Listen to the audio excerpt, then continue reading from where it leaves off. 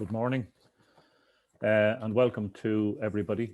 Everybody present here today, and there's a huge number of people attending, reflecting the great interest in the subject and the importance of the issues to be discussed.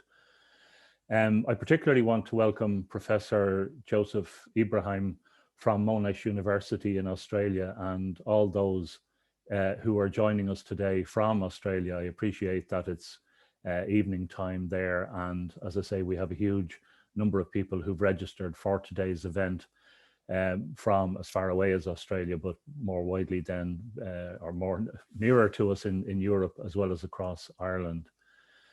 I'm Vivian Gearan. I'm chair of the Irish Association of Social Workers, and I'm also chairing the first part of this webinar, Behind Closed Doors, Abuse in Care Settings. The issues about which we will hear and discuss today are of great importance to the Irish Association of Social Workers, as they are, I'm aware, to BASW in Northern Ireland as well. And they're also of great importance to all of you and to all our colleague professionals and indeed wider society. This webinar is of course being held on World Elder Abuse Awareness Day, today, the 15th of June. And although we are marking World Elder Abuse Awareness Day in this way, all the organisers of today's events are keen to take this opportunity to broaden our focus to include consideration of the care and indeed abuse of people of all ages in care settings. And indeed, this is reflected in our range of excellent speakers today. Given that you've already signed up and no doubt have seen it on the background information, you will be aware of the running order. Just an overview, we will have a total of 6 presentations divided into 2 sessions, each with 3 presentations, followed by a Q&A after each of those sets of 3 presentations. So I'm chairing this first session. My colleague Michelle McMaster, Professional Officer with BASW Northern Ireland, will chair the second half of the webinar, including making the closing remarks. And while the event, as I said, is truly international, it is great, I believe, that social work in Ireland, North and South, is collaborating so strongly together, again in this way today. We have an absolutely fantastic lineup of speakers who will be introduced individually before their respective presentations. And I'm sure I speak for all of us when I say I'm really looking forward to all of the presentations. I also want to thank in advance all our contributors for giving of their invaluable time and expertise and being with us today. So just before our first presentation, I want to make a couple of points. First of all, regarding language, I'm a firm believer in the saying that words create worlds. And in that context, I want to suggest that we all be conscious of the language and terminology that we use, not just today, but more generally. The IASW, for example, in the context of listening to what those directly affected are telling us, prefer to use the term older people rather than the elderly or senior citizens, for example. We also try to avoid referring to older people as vulnerable persons, as it is not age per se that makes one vulnerable, but rather the risks that one faces or the hazards in one's environment. I am conscious that problematic issues with such terminology have been brought into specific focus over the past 18 months or so in the context of the ongoing pandemic. Just a couple of practical items then as well, just to remind people to stay muted. And also, if you have any questions, and I would encourage that if you have a question as we go along, to please, as the opening slide said, put those questions into the Q&A function button on your screen. On a different practical matter, for all of you who use social media and particularly Twitter, for example, do feel free, as we also said on the opening slide, to tweet about today's event. And we had suggested hashtags that you might use, specifically hashtag WEAAD and hashtag residents have rights, as well as hashtag SW responds and hashtag no excuse for elder abuse. So finally, without further ado, I want to now introduce our first presentation, which will be by Dr. Sarah Donnelly of the School of Social Policy, Social Work and Social Justice in UCD, and Susan Gaynor of Care Champions. Sarah, first of all, is an assistant professor of social work in the School of Social Policy, Social Work and Social Justice at UCD, and co-convener of the European Network for Gerontological Social Work. Prior to moving to academia in 2014, Sarah worked as a senior medical social worker for 15 years in Tallaght University Hospital, specialising in age-related healthcare. Sarah's research interests include ageing and dementia, adult safeguarding, home care robotics, capacity and decision-making.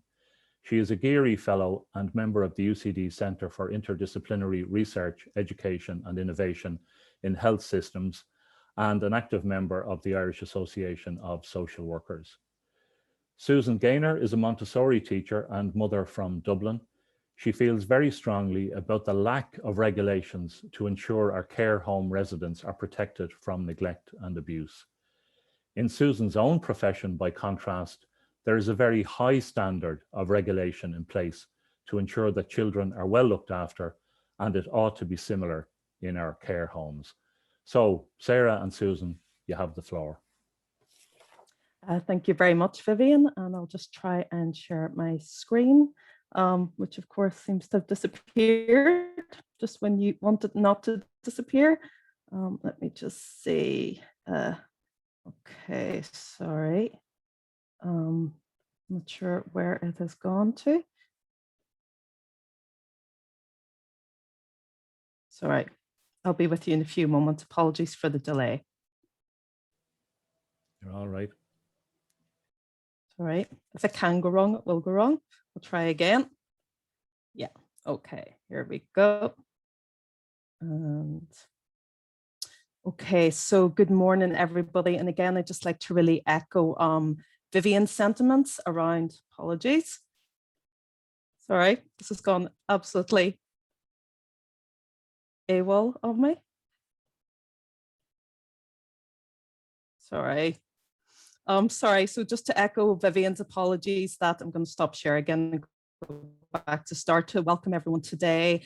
And, you know, we're delighted to have such a huge range of speakers from across the globe. And I'd really like to sincerely thank Susan in particular for agreeing to co-present with me this morning around some of the very important issues we're going to be discussing.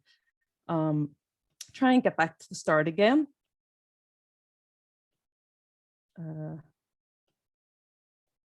Okay, yeah, and really today, apologies, really I would just wanted to give a very broad overview about the concept of elder abuse, and I suppose why it's so important that we mark today as World Elder Abuse Awareness Day. So what I wanted to do was just to start off with some facts around elder abuse. So elder abuse, again, there's no officially recognized definition of elder abuse, but the World Health Organization in 2002 defined it as a single or repeated act or a lack of appropriate action occurring within any relationship where there is an expectation of trust, which causes harm or distress to an older person. And again, I think it's important to focus on that issue of expectation of trust. And again, we know that this type of violence constitutes a violation of human rights of our older people and can include abuse such as physical abuse, sexual, psychological and emotional abuse, financial and material abuse, abandonment, neglect, and serious loss of dignity and respect. Elder abuse is a huge, important public health issue with serious social, economic, and health consequences. And again, we know with our aging populations that elder abuse is increasing, that it often goes unreported, and with official numbers most likely underestimating the true extent of the problem. So again, one of the difficulties we have around elder abuse, I would say, is the dearth of literature and research studies that we have, I suppose, shedding light on this issue. A 2017 study carried out by Yon et al. Based on, I suppose, available evidence from 52 studies in 28 countries, including 12 low to middle income countries, estimate that over the past year, 15.7% of people aged 65 and older were subject to some form of abuse. Again, we also know that rates of elder abuse are particularly high in institutions such as nursing homes and long-term care facilities, with 2 in 3 staff reporting that they have committed abuse in the past year, according to WHO statistics. We also know that rates of elder abuse have increased during the COVID-19 pandemic, and we also envisage that rates of elder abuse will continue to increase with our ageing population. Elder abuse can lead to serious physical injuries and long-term psychological consequences. And as I said, with our ageing populations, we really expect those numbers to increase. And I think when we think about elder abuse within the context of COVID-19 and everything that's happened over the last 12 to 18 months, I think this definition by Louisa Ronson, who's a geriatrician in America, is particularly striking. So she's described elder abuse as when a trusted other, so whether that's your country, the people in charge of the place where you live, your healthcare system, neglect your needs or fail to act in ways that cause you harm or distress. And again, I think it's really important that we hold that definition as we work through this morning's presentations. So what causes or contributes to elder abuse? Again, the literature suggests that often it's our policies and practices that make it hard for our older people to stay involved and connected with communities as we age. And as a result, many older people are more likely to experience social isolation, which increases the likelihood of abuse and neglect. Again, we know that elder abuse affects older people across all socioeconomic groups, cultures and races, and can occur anywhere where they're disconnected from social supports, whether that's in their own homes, in nursing homes, in assisted living or supported living facilities, in institutional settings, or indeed in hospitals.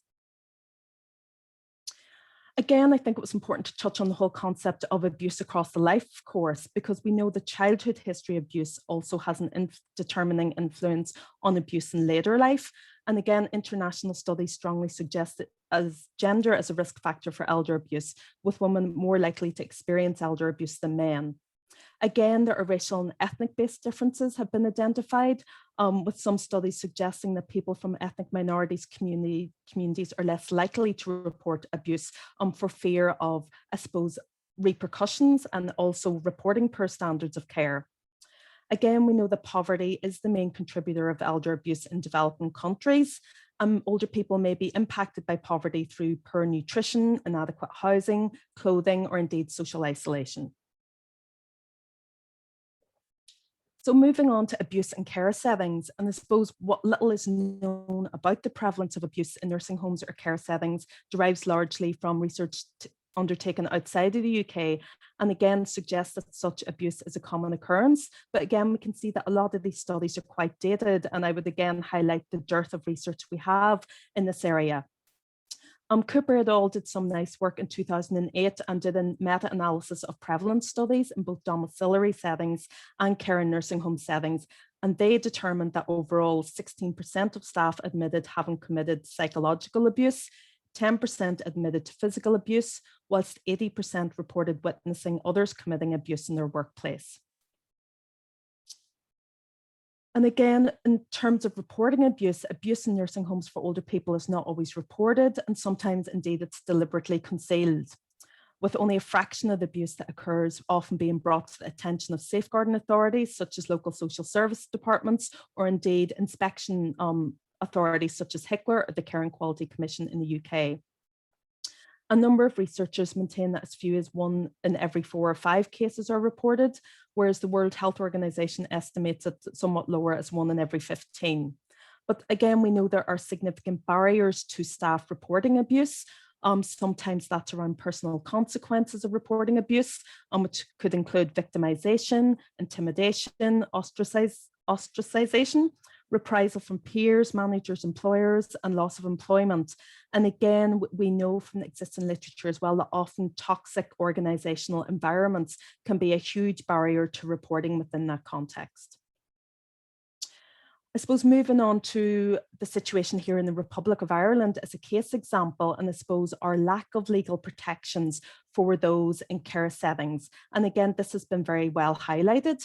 So I suppose from the HSE, who oversee the Safeguarding and Protection social workers have very much highlighted in their annual report last year that social workers continue to work on the legal lacuna with no primary legislative basis for their work, and particular issues being, I suppose, an issue on the ground in terms of social workers' ability to carry out safeguarding investigations in private nursing homes. Parallel to this, our inspection authority, HICWA, have also expressed frustrations around the overall lack of governance and oversight for nursing home and care home residents. And I think Mary Dunyan made a very strong but a very powerful statement in 2020 around this. So she talked about how, you know, for years they've been raising the issue of the limited legal and enforcement powers of the chief inspector. So while HICWA can take action to cancel the registration of a provider or attach additional conditions of registration, this can often be a slow process. So for example, there is a 28-day turnaround right to appeal. And I suppose the other significant factor is the threshold to make cancellation for facilities is currently very high. And I think Mary's next statement is particularly powerful in this context in terms of people should not be subjected to significantly deteriorating care and service quality to the point that their very lives are at risk because of legal limitations. So again, we can see that there are huge barriers in terms of that governance and oversight, and I suppose practitioners and inspection authorities having the necessary powers to carry out the work that they need to.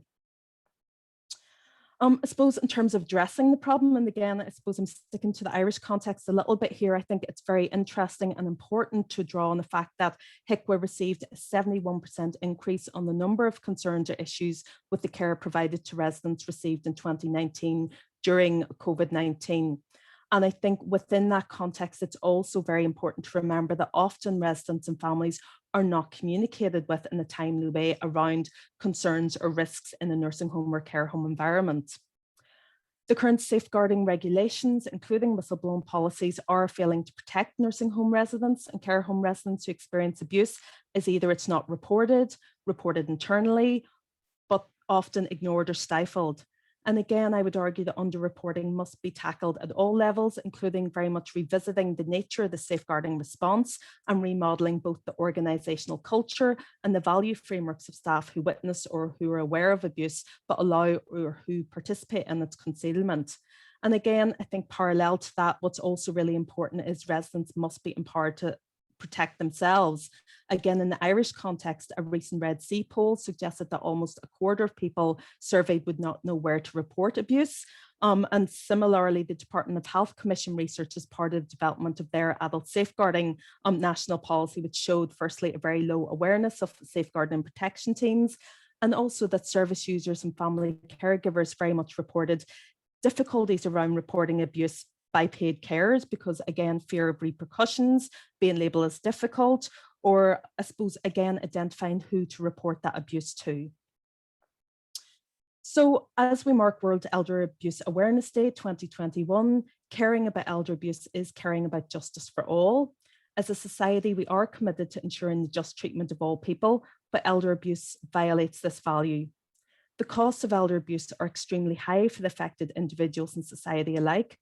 The losses can be tangible in terms of homes or life savings, but also more intangible in terms of dignity, independence, and possibly even their very lives. So approaches to define, detect, and address elder abuse need to be placed within the cultural context of organisations and also considered alongside culturally specific risk factors. From a health and social care perspective, unless both primary healthcare and social service sectors are well equipped to identify and deal with the problem, elder abuse will continue to be underdiagnosed and underlooked. And I think from a social work perspective, there's a particular onus on us in terms of that more preventative approach rather than the interventionist approach. So ultimately, I just wanted to finish my very brief talk this morning by saying, for me, it's in everyone's interest to care about and prevent elder abuse. And what we're going to do now is I'm going to hand over to Susan, who's going to talk to you about her lived experience of abuse within the care setting. So Susan, will I hand over to you and you can unmute, or I can unmute you. You just need to unmute your, yeah. Sorry, I'm afraid to touch anything in case I lose what I have in front of me. Okay, good morning. My name is Susan Gaynor. And like so many other families, last year was very difficult. And I'd like to share some of my experiences with you. My beautiful mum spent 8 years in her nursing home. 7 of these were relatively happy times, but in 2019, the nursing home was sold, and pretty quickly the standard of care began to slip. It was quite evident it had now become a business venture, with profit per bed being more important than the actual care of the residents. In January 2020, prior to COVID, I voiced my concerns with the new owners. I also made a formal complaint to HICWA. Nothing changed, but luckily I was able to visit daily, so I was able to ensure that Mum was safe. Obviously, COVID hit in March, and as we all know, visiting stopped. We were not permitted to do window visits in our nursing home, except in very rare circumstances.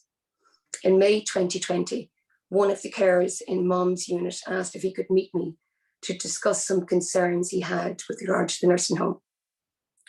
He said he feared for the safety of the residents because they were so short-staffed, and told me of some rather shocking incident that had occurred.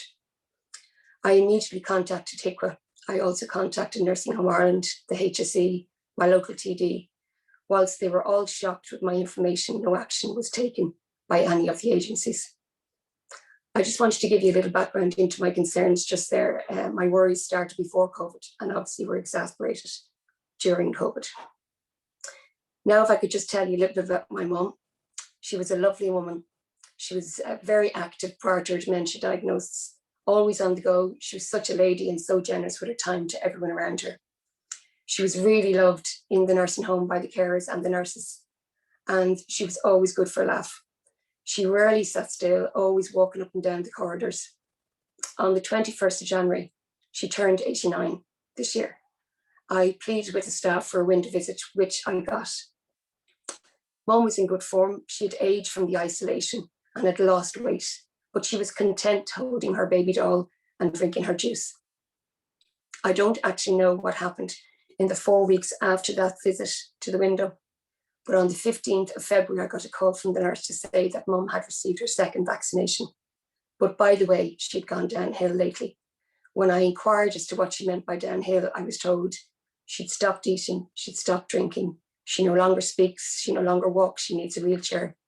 She had a skin tissue expert had to be called in on the Monday to try to repair her ulcerated feet from prolonged bed rest. I was aware from my check-ins with the nurses in the nursing home that she was not great at eating and she needed to be encouraged. Her appetite wasn't good, but nothing else had been reported to me. I received a compassionate visit on Tuesday, the 16th of February, 2021. I will never forget the state of my poor mum that day. She was so frail. She'd lost so much weight. Her lips were dry and cracked. She was clearly dehydrated. She was in bed with curtains pulled at 4:15 in the afternoon. There was an untouched dinner tray beside her bed. I was told the reason she was in bed was because she'd had a bad bowel movement and needed to be changed. So her punishment for this was bed for the night. Mum was left there until 10:30 the next morning. That's over 18 hours in bed with ulcerated feet. Clearly there was some miscommunication in the nursing home because the person in charge thought that my mum was in her chair when she allowed me visit on the compassionate grounds. So I kind of got a glimpse of what life must have been like for my poor mum, which might explain her rapid decline in 4 weeks. I took a picture of her in January and another one in February, which I would dearly love to share with you because pictures speak louder than words, but they are just too distressing to show. My mum's condition deteriorated over the following days. On Saturday, 5 days after her second vaccine, we were told she was COVID positive. We were devastated. She was so weak, she couldn't fight it. Visiting stopped over that weekend. I was offered a video call on Monday. Another vision that will never leave me. My poor mum was rolling around the bed in pain. The only relief she'd been given was Paraline suppositories. 2 days later, my mum died alone in her room. I am so angry that such a wonderful life should end in this manner. I have also so many unanswered questions, not least, how is it possible that my mum was the only woman in the nursing home in her area to test positive for COVID? The residents and staff were tested and nobody else, only my mum. Is that even a possibility? I can't understand it. I asked for mum to be retested, but I was told that if she was retested, even if it was the same person, a second positive would mean an outbreak for the nursing home, and that would not be good for them. I was actually told that by the person in charge. My mom was sick for the weekend prior to her second vaccination. She was so weak receiving it that one of the nurses didn't even recognize who she was in the wheelchair. She should never have been put through the vaccine. I know myself, and we all know, that it can have side effects, and she just wasn't able to fight anything that came her way. Nothing can bring my lovely mom back, but I feel so strongly about the state of care for the older population in this country that I have to speak up.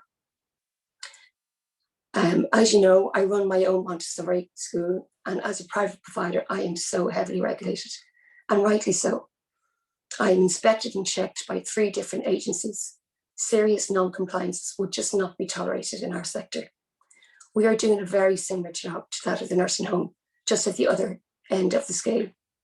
So why then is it that the care of our beloved older people is not regulated to the same high standards that we are? This has to change. That's all I have to say.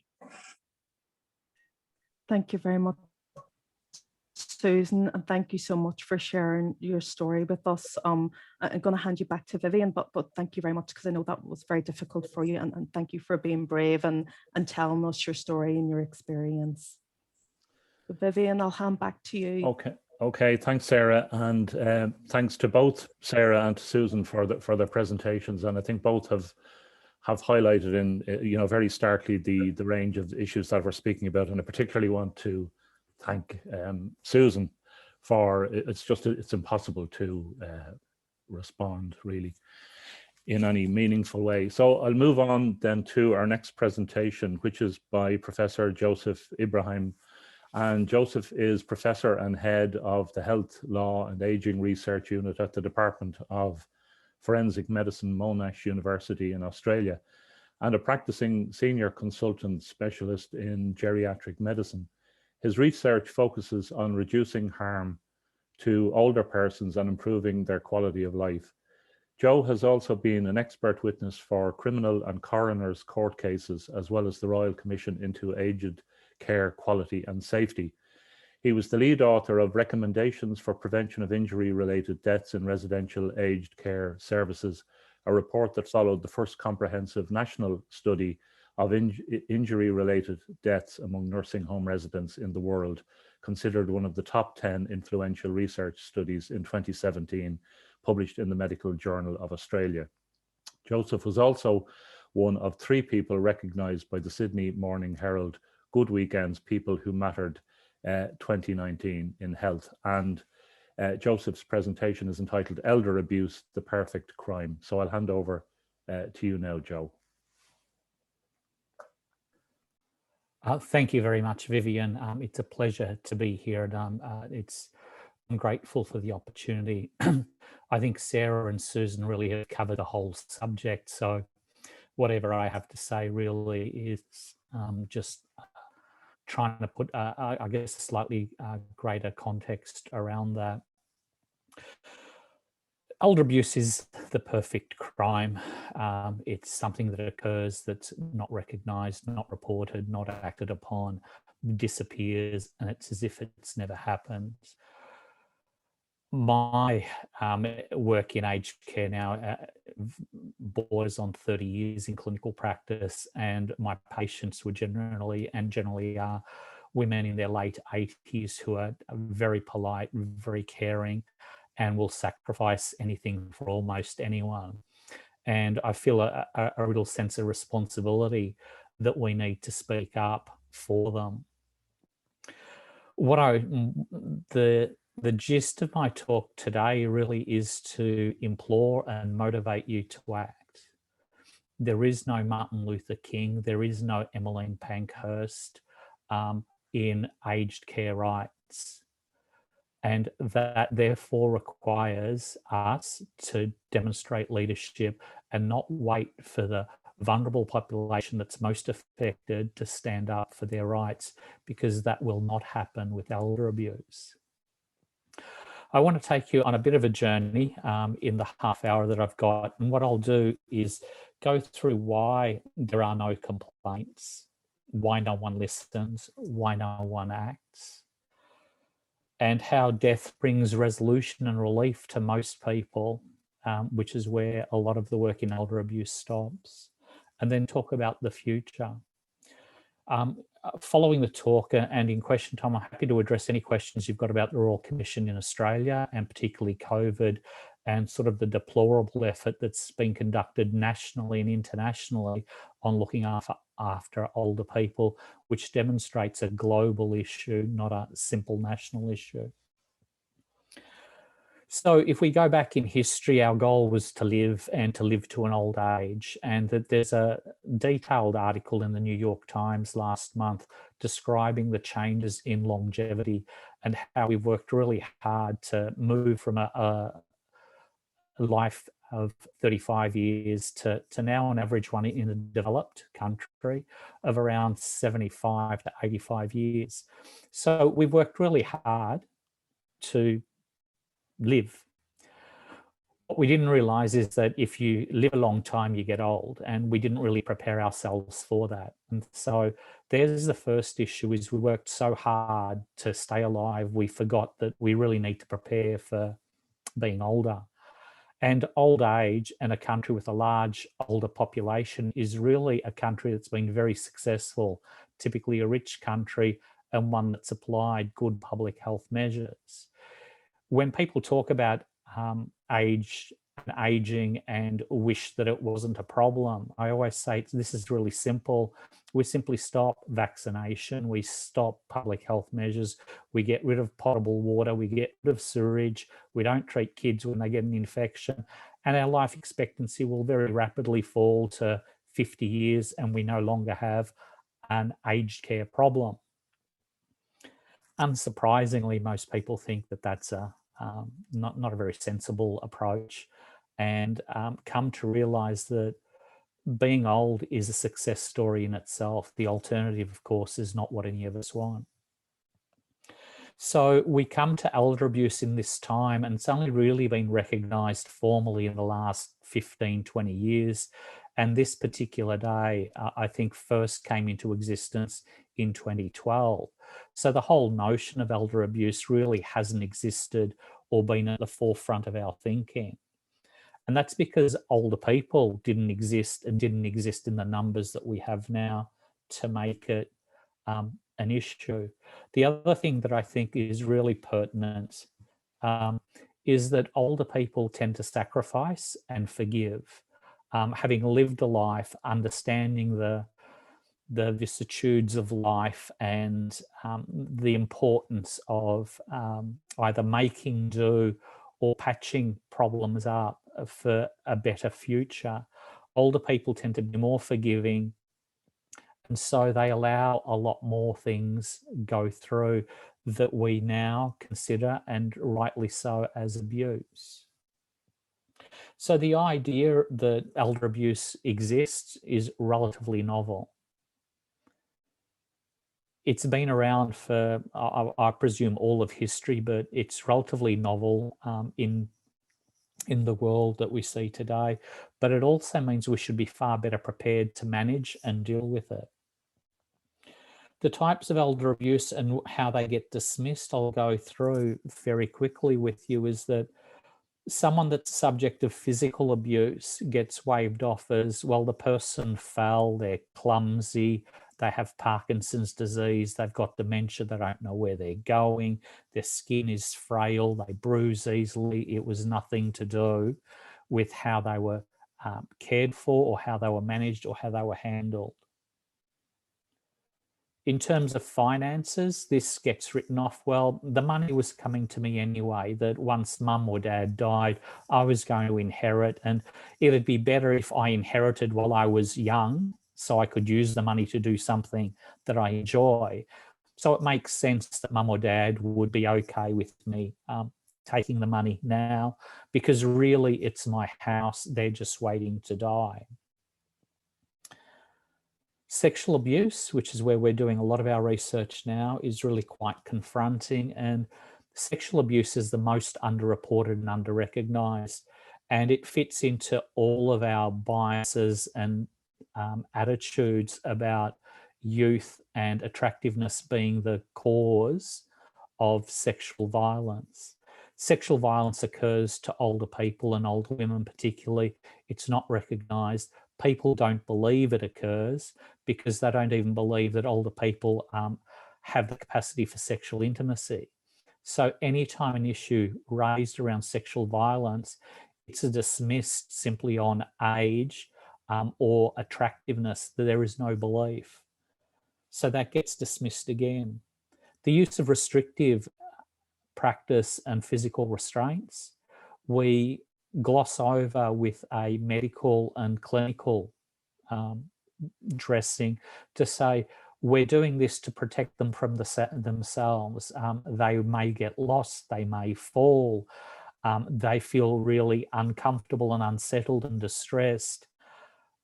Once someone's sedated, everyone looks calm, but sedation doesn't fix the underlying problem. So we use medical rationale to justify something that ought not be happening. And the final abuse that we often don't see, don't recognise, and don't even think it's important is not listening to the choices of the older person as to how they want to spend their day, whether they want to get up out of bed, have a shower, get dressed, what to wear, what to eat. These things, particularly in institutional settings, are highly regimented, and the person has no control over that. And when we discuss these issues in terms of control and autonomy, everyone understands the importance of autonomy and self-determination. But when you talk about you don't get to choose whether you go for a walk or not, people think that's unimportant because we don't identify or don't empathise with older people. So we have the setting already that we're not used to a population of older people. We're not used to the concept that abuse would occur. And every form of abuse, we have a ready excuse to explain it away so that we're not distressed or bothered by it. Now we come to the issue of why don't we listen? And we don't listen because, so if we recognise that we don't listen, and we don't listen because the vulnerable population that's affected are predominantly those with dementia and those of a female gender. Both groups are discriminated against in general in society, and both struggle to get heard whenever they raise an issue. And so those vulnerabilities means that if they complain or raise an issue, it's not acted upon. It's dismissed as not being important or relevant. And the biggest impact, if I say to you now, is that if elder abuse was predominantly a male issue, or if most of the residents in aged care were men, do you believe that those systems of care would be better? And most people agree if men were the primary group being looked after, things would be better. And you ask why, and people then are really silent about why. But it's very clear that it's a gendered issue, and that because it's women who live longer and it's women who need care more often because of the life journey that they've had to live through, they get ignored. And the people representing them, the carers who might be advocating, tend to be women, and they again tend to be dismissed. And you know, Susan's experience really struck a chord with me, because after 15 years of reviewing and looking at complaints and episodes that led to death, it's always the daughter that raises the issue, and the daughter's usually had to struggle for 2 to 5 years to get heard, and is usually considered to be someone that is mentally unstable, someone who has a delayed grief reaction and isn't coping, rather than people looking at the exact cause or the substance of that issue. The other reason that people don't listen is, as we get older, there's a level of disability that occurs with aging. And again, people are fearful of other. And what happens as we get older, we become other. Not only are we older, we have a disability, we may have dementia, we behave in different ways. And so we're not seen as part of the overall society. And I think that we saw this particularly with the sexual abuse of children, and that across the world, people knew this was occurring, and yet nothing was done until those children got to adult age and were able to take a stand and say, we will not be moved. This did happen to us. You must listen. And so the question I now pose is, why would we not have listened to the children when they were telling us? But now 20, 30 years later, when they're adults, we listen to what they say and before we act. So I think that's a core issue, in that as a society, we don't listen to people that aren't like us. So if no one complains, so if someone does go to the trouble of complaining and someone does go to the trouble of listening, what happens next is no one acts on it. We then get into either the regulatory or legal judicial framework with the police. And so if a person with dementia has been injured, the police officer is going to be concerned about taking a statement, whether that statement holds up, whether this is in fact a real or imagined occurrence. So they're not going to proceed as often or to the same extent as they would in another situation. What sort of witness will the person with dementia make? What sort of witness does this older person who speaks in a tremulous voice, is uncertain and apologetic, feeling that they brought this onto themselves, likely to do? It doesn't generate action.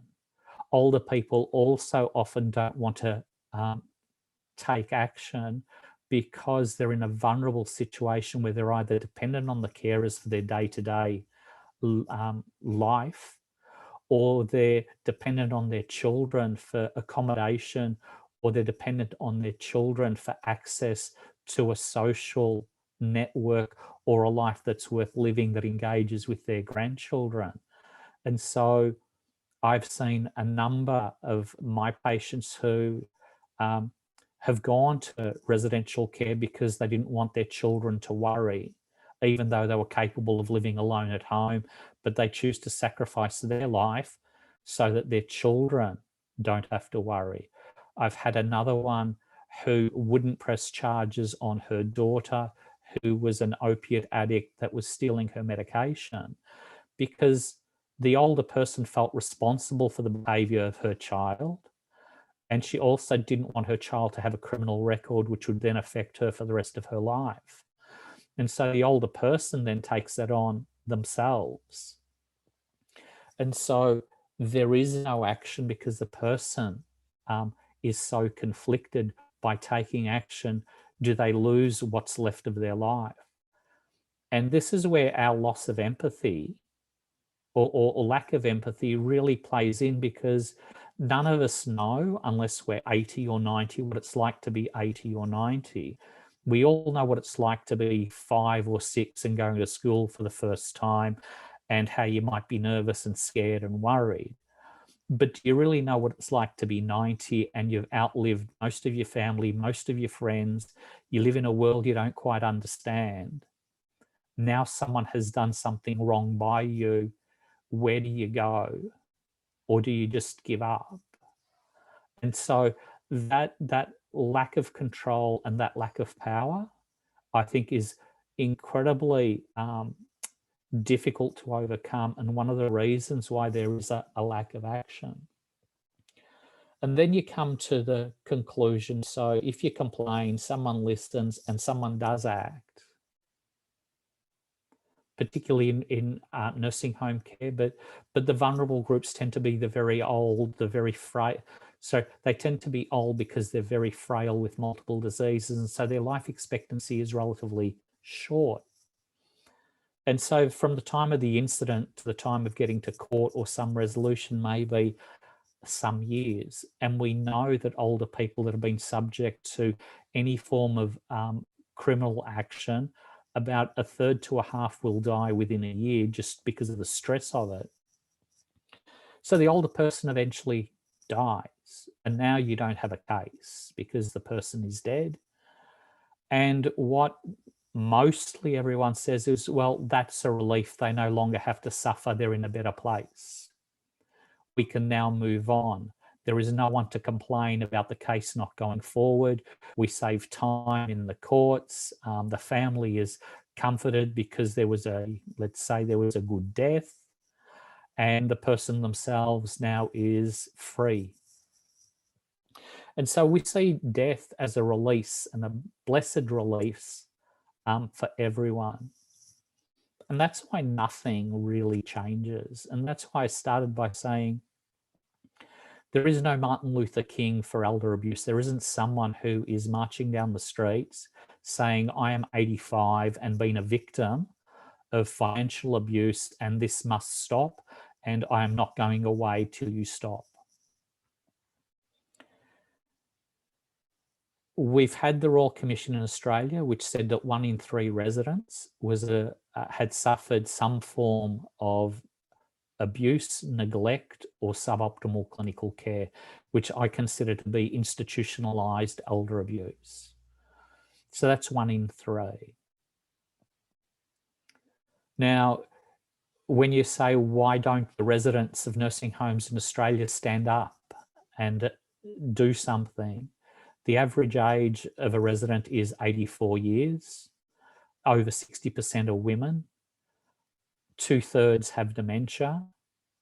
They're on an average of 10 medications with 3 to 5 diseases, and they need help with eating, dressing, showering, or toileting. So if your day is already taken up just being alive, you're not going to have the mental, emotional, or physical space to go make a noise about your life ought to be better.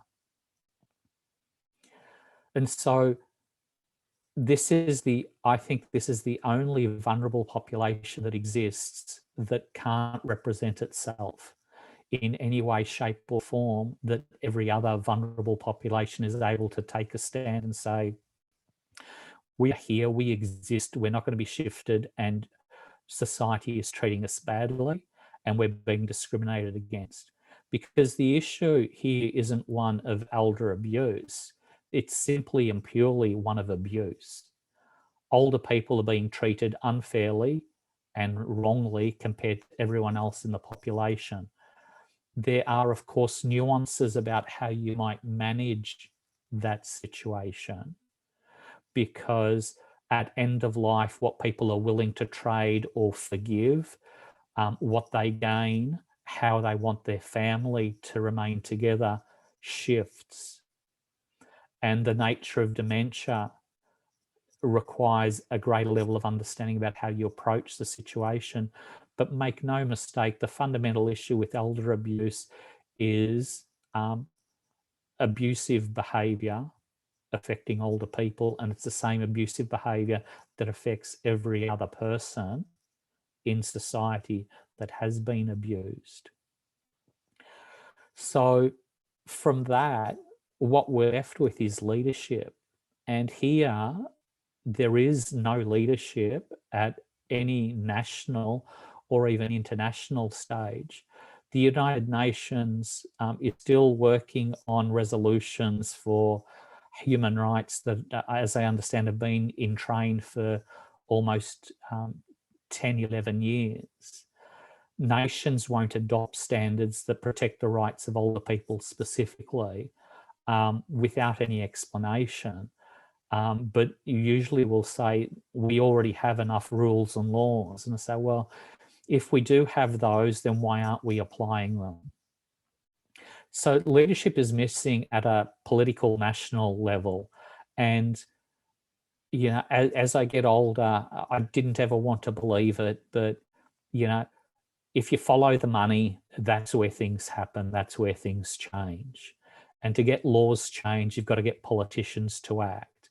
You've got to demonstrate that there's a cost to society, a financial cost to society that is worth addressing in terms of elder abuse. And here you hit another barrier in that you don't count as a person in public health once you hit the age of, be it 65 or 72.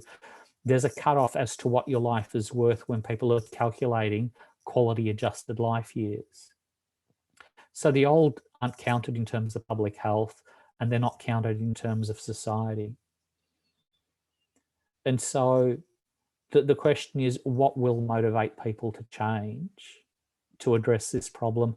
And I say that we need to stop talking about older people per se and simply talk about social justice for all. And whether I'm 100 or whether I'm 50, the rules of law apply the same to me. And I expect that when I get to 90, that those rules will be enforced with the same vigor that they are for others. Where this change is going to come from? Well, I think ultimately it's going to come from the middle-aged daughters that have been badly labelled as being vexatious and emotional. They're the ones that hold the truth, and people are only just starting to listen. And almost every time you look at either a hospital scandal or a nursing home scandal or anything where there's been egregious behaviour, typically there's been a female nurse or a daughter who's spoken up about this, and they've persisted. And I think that that's really unfair for that to be laid at the feet of a small group of people. And I think if there's one thing that we collectively do is the pressure needs to build, and we need to try all avenues. There's no single fix for how we address elder abuse. The definition from WHO, UN around it being in a trusting relationship needs to go, because it's not just about a relationship between family, friends, or neighbours. I think the later definition that Sarah raised from the US clearly showed that there is a breach of trust at an organisational and national level. And if we were truly honest, we would say that there's institutional elder abuse occurring in the majority of countries in long-term institutional settings. COVID demonstrated national elder abuse in failing to plan for COVID. And we had warnings, particularly in Australia, we had warnings about COVID. And the early studies from China told us that people over the age of 80 with multiple diseases were the ones that were most likely to die.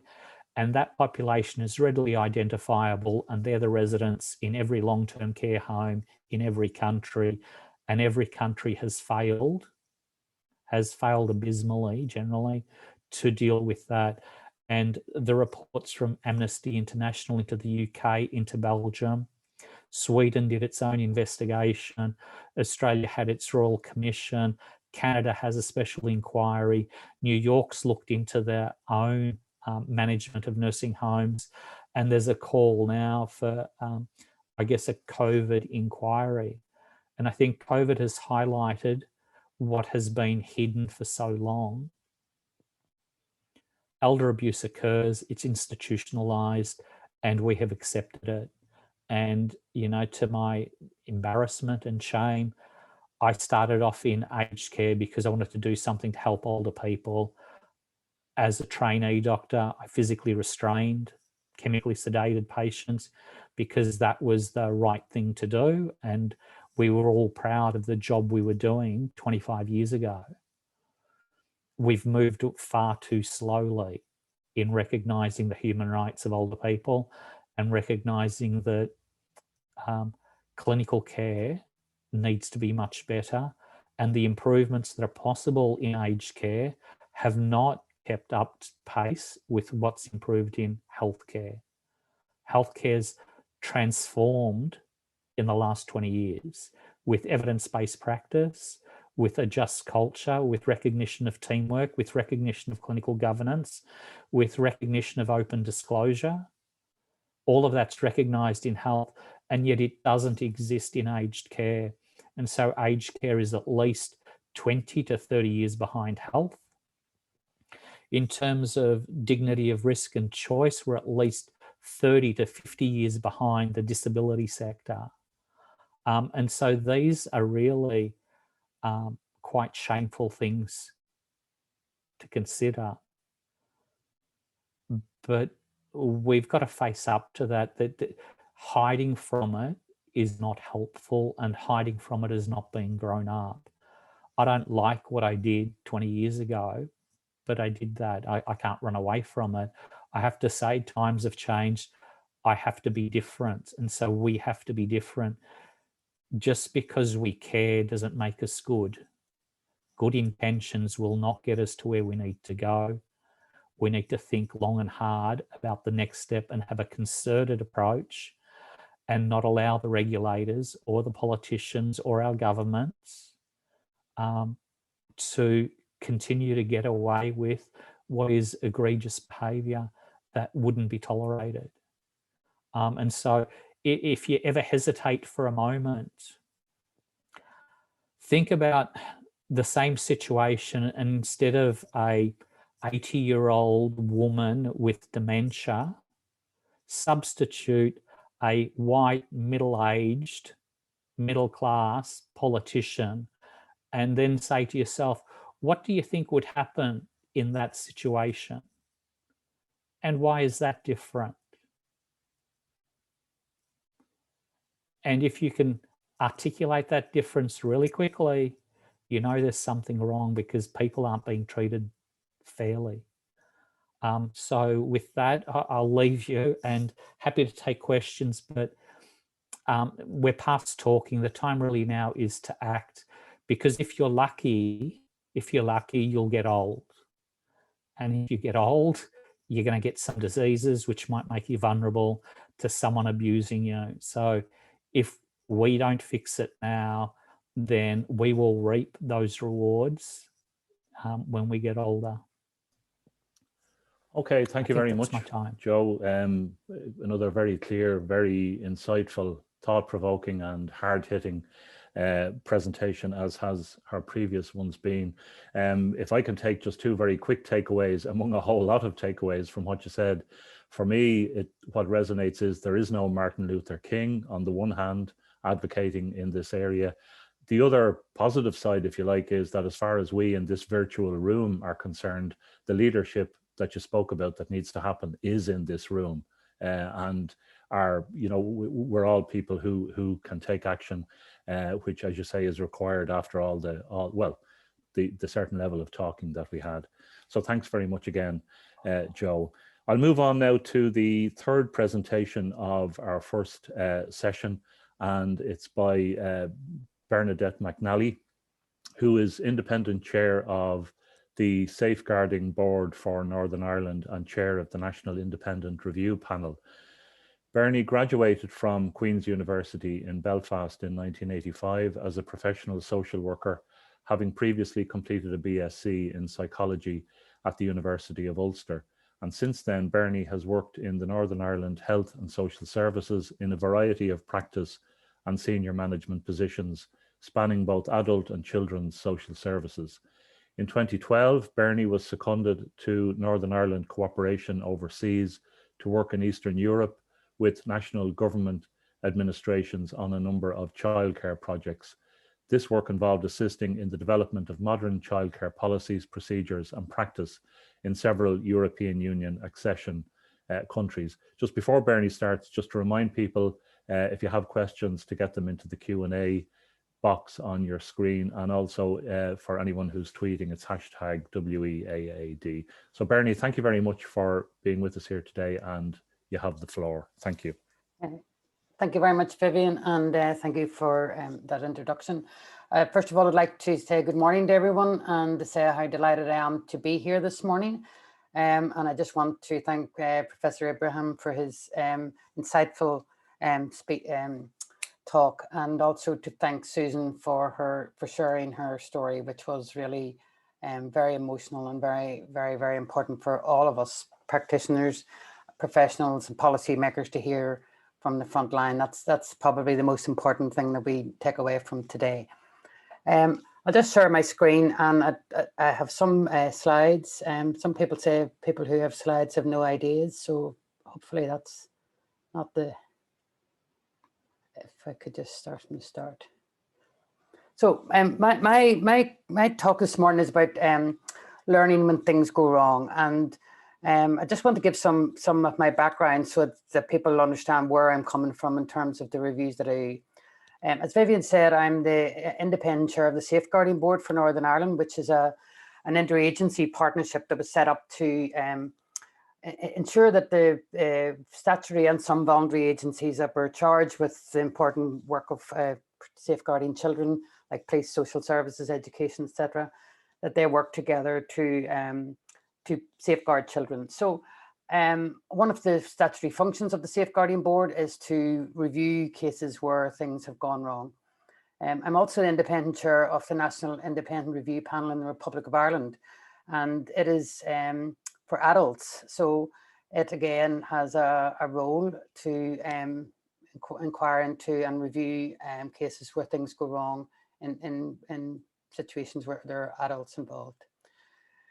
I suppose the main difference between the two, and this is probably a difference between children and adults really, is that the Safeguarding Board in Northern Ireland is a statutory, it has been set up under statute. They have a statutory duty to cooperate, and all of the agencies work together to review cases. Now that's not their only function, but that is one of their statutory functions. And I have an independent line right through to the Minister in the Northern Ireland Assembly. So I'm independent of all the member agencies in that regard. And as I say, we have a statutory duty to carry out these reviews. So there's no ambiguity. Cases that require reviews must be reported to the Safeguarding Board, and then we have a criteria for deciding which ones we do a review. In the Republic of Ireland, and this is the same in the north as well, where adults are concerned, there's no statutory duty for agencies to do this. So when I review cases in the Republic of Ireland for adults, and it's particularly relevant today when we're talking about elder abuse, this is a single agency non-statutory process. So I don't have any powers in that regard. But the National Independent Review Panel in the Republic of Ireland was set up following the Grace case. And people may remember the Grace case in the southeast of the country, and relating to a young woman who had intellectual disabilities. And I suppose that from our point of view, from this talk's point of view, the main issue emerging from that was that they didn't have an independent mechanism. The HSE did not have an independent mechanism for reviewing such cases. So the National Independent Review Panel, which I chair, was set up as a result of that. And I do have a level of independence in that I report not to a director in the HSE, but to the chair of the HSE Quality and Risk Committee, which is part of the HSE board.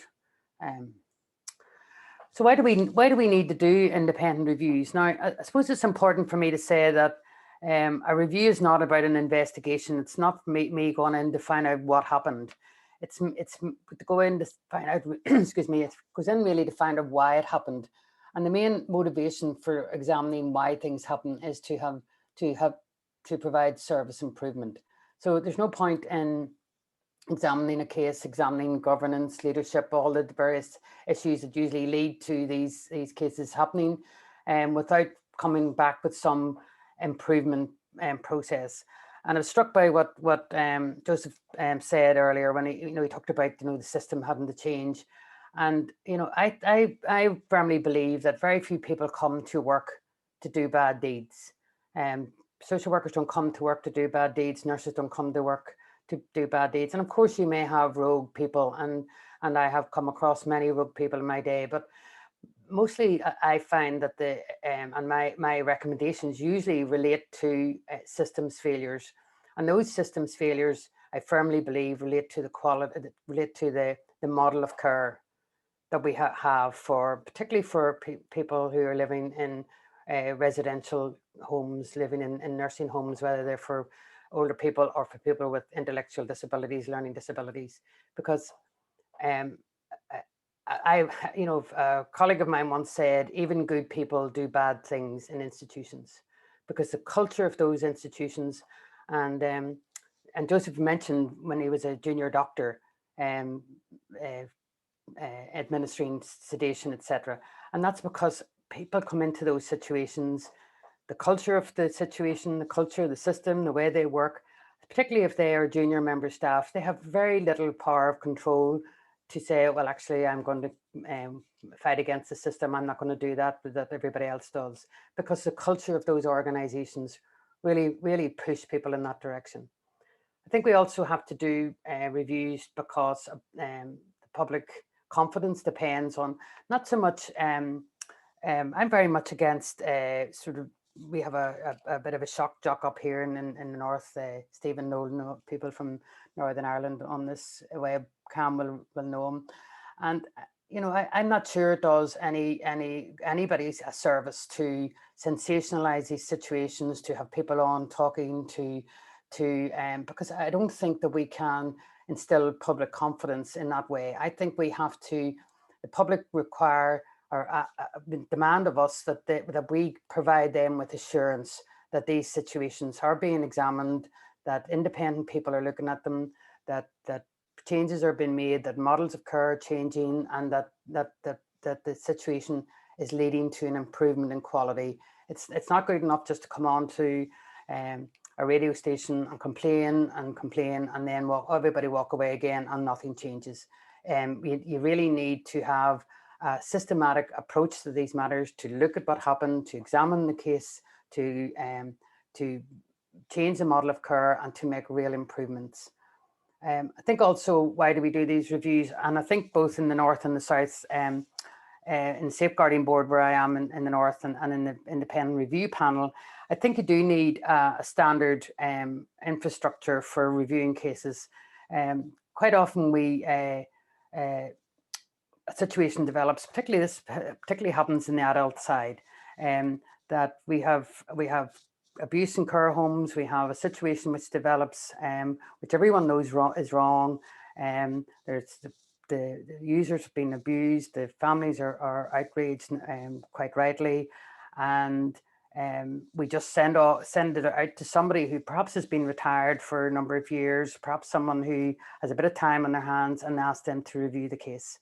And there's no structure to that review. There's no, the terms of reference are usually cobbled together in a crisis, and people go off and review the case, and then they come back with this report that everybody thinks is rubbish, and people think, well, there's not much can be done about that, and the crisis has been averted, the situation has moved on, and people rarely go back.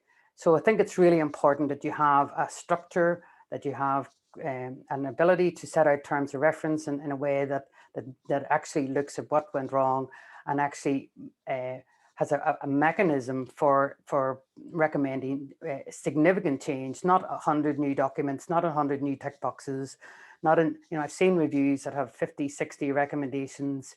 I worked in systems, I was a director in the Belfast Trust, and you get the recommendations, and most of them are about a new policy or a new procedure that needs to be put in place, and it becomes a very bureaucratic exercise that people just go through to get to the end of. The boxes are ticked and people move on.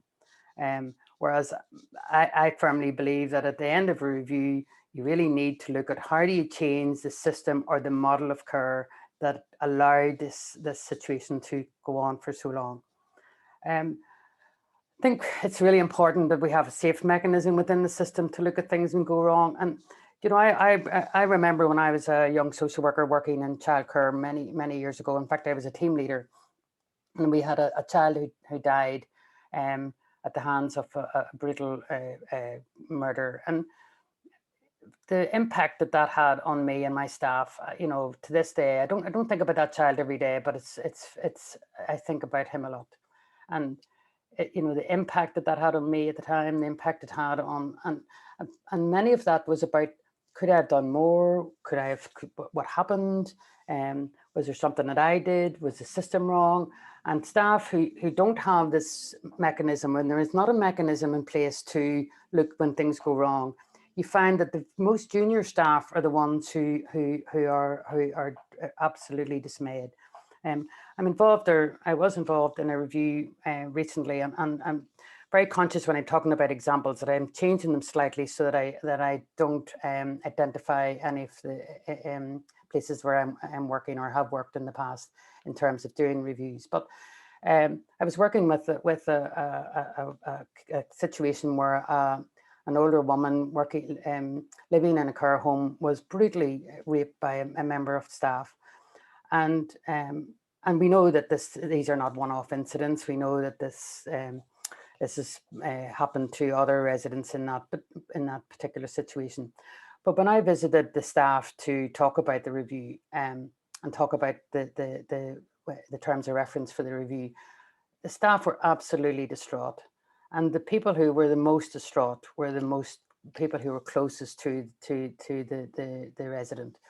And, you know, I think that it's really important that when you do reviews that you support everyone involved in this, because everyone has a part to play in helping us understand not so much what happened, but helping us understand why it happened.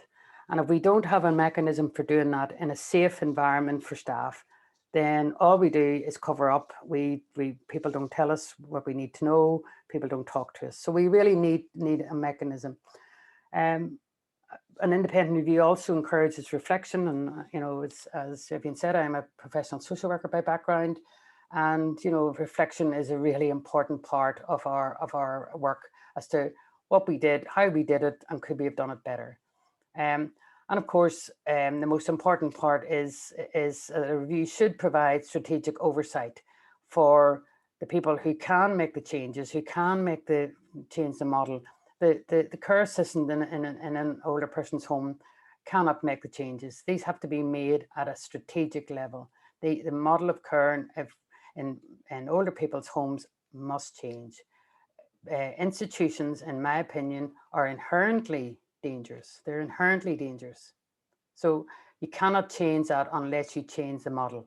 You cannot change it just by saying, oh, we must put in more monitoring, we must put in more inspectors, we must put in those days those ships have sailed. We're not, in my opinion, we need to look at the model of care.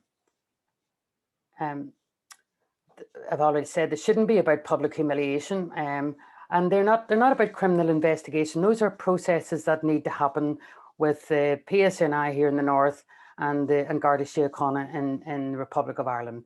These are simultaneous investigations. They can go on as long as you work closely with the police. Much more difficult, I think, in the Republic of Ireland, where there's not an interagency approach to these matters.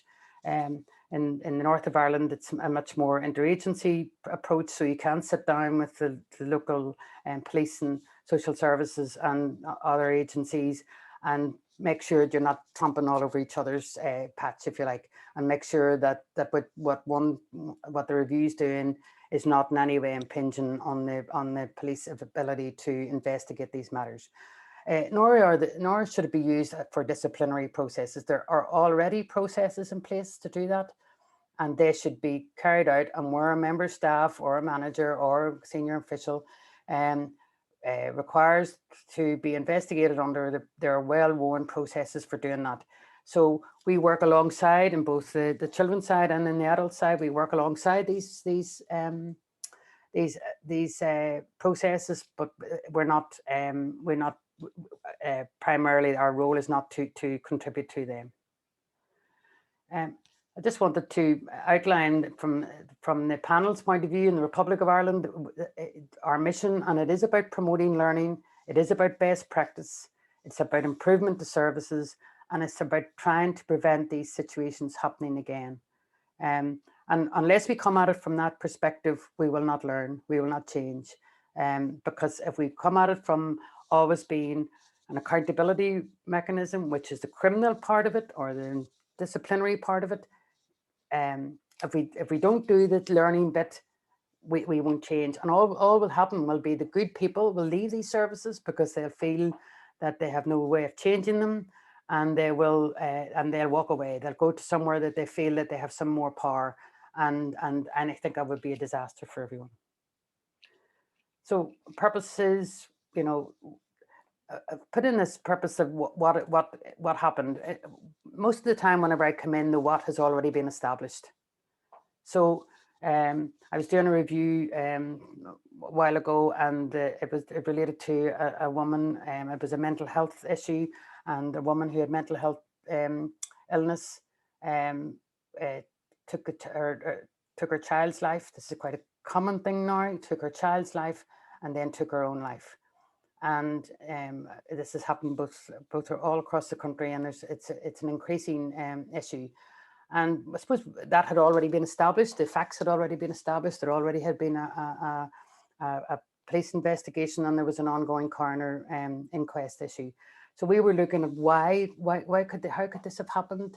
And this woman was known to the services. She had actually told her medics and that was her intention, that she was going to do that. And the whole issue of how could that have happened in that environment, and she was in a mental health institution, the relationship with the child's father, all of those issues were all really, really difficult. So trying to get this situation to be person focused, to be person centered, to find out what went wrong and why. It's mostly about the why, and to identify some potential for change.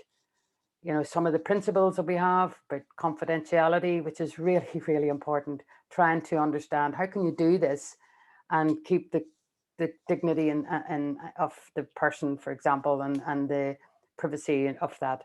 And how can you be open and transparent, and at the same time trying to get the staff to talk to you without creating an environment where the media and others are really having a field day with the case, because these crises become very sensationalized and they are absolutely horrendous. They are absolutely horrendous.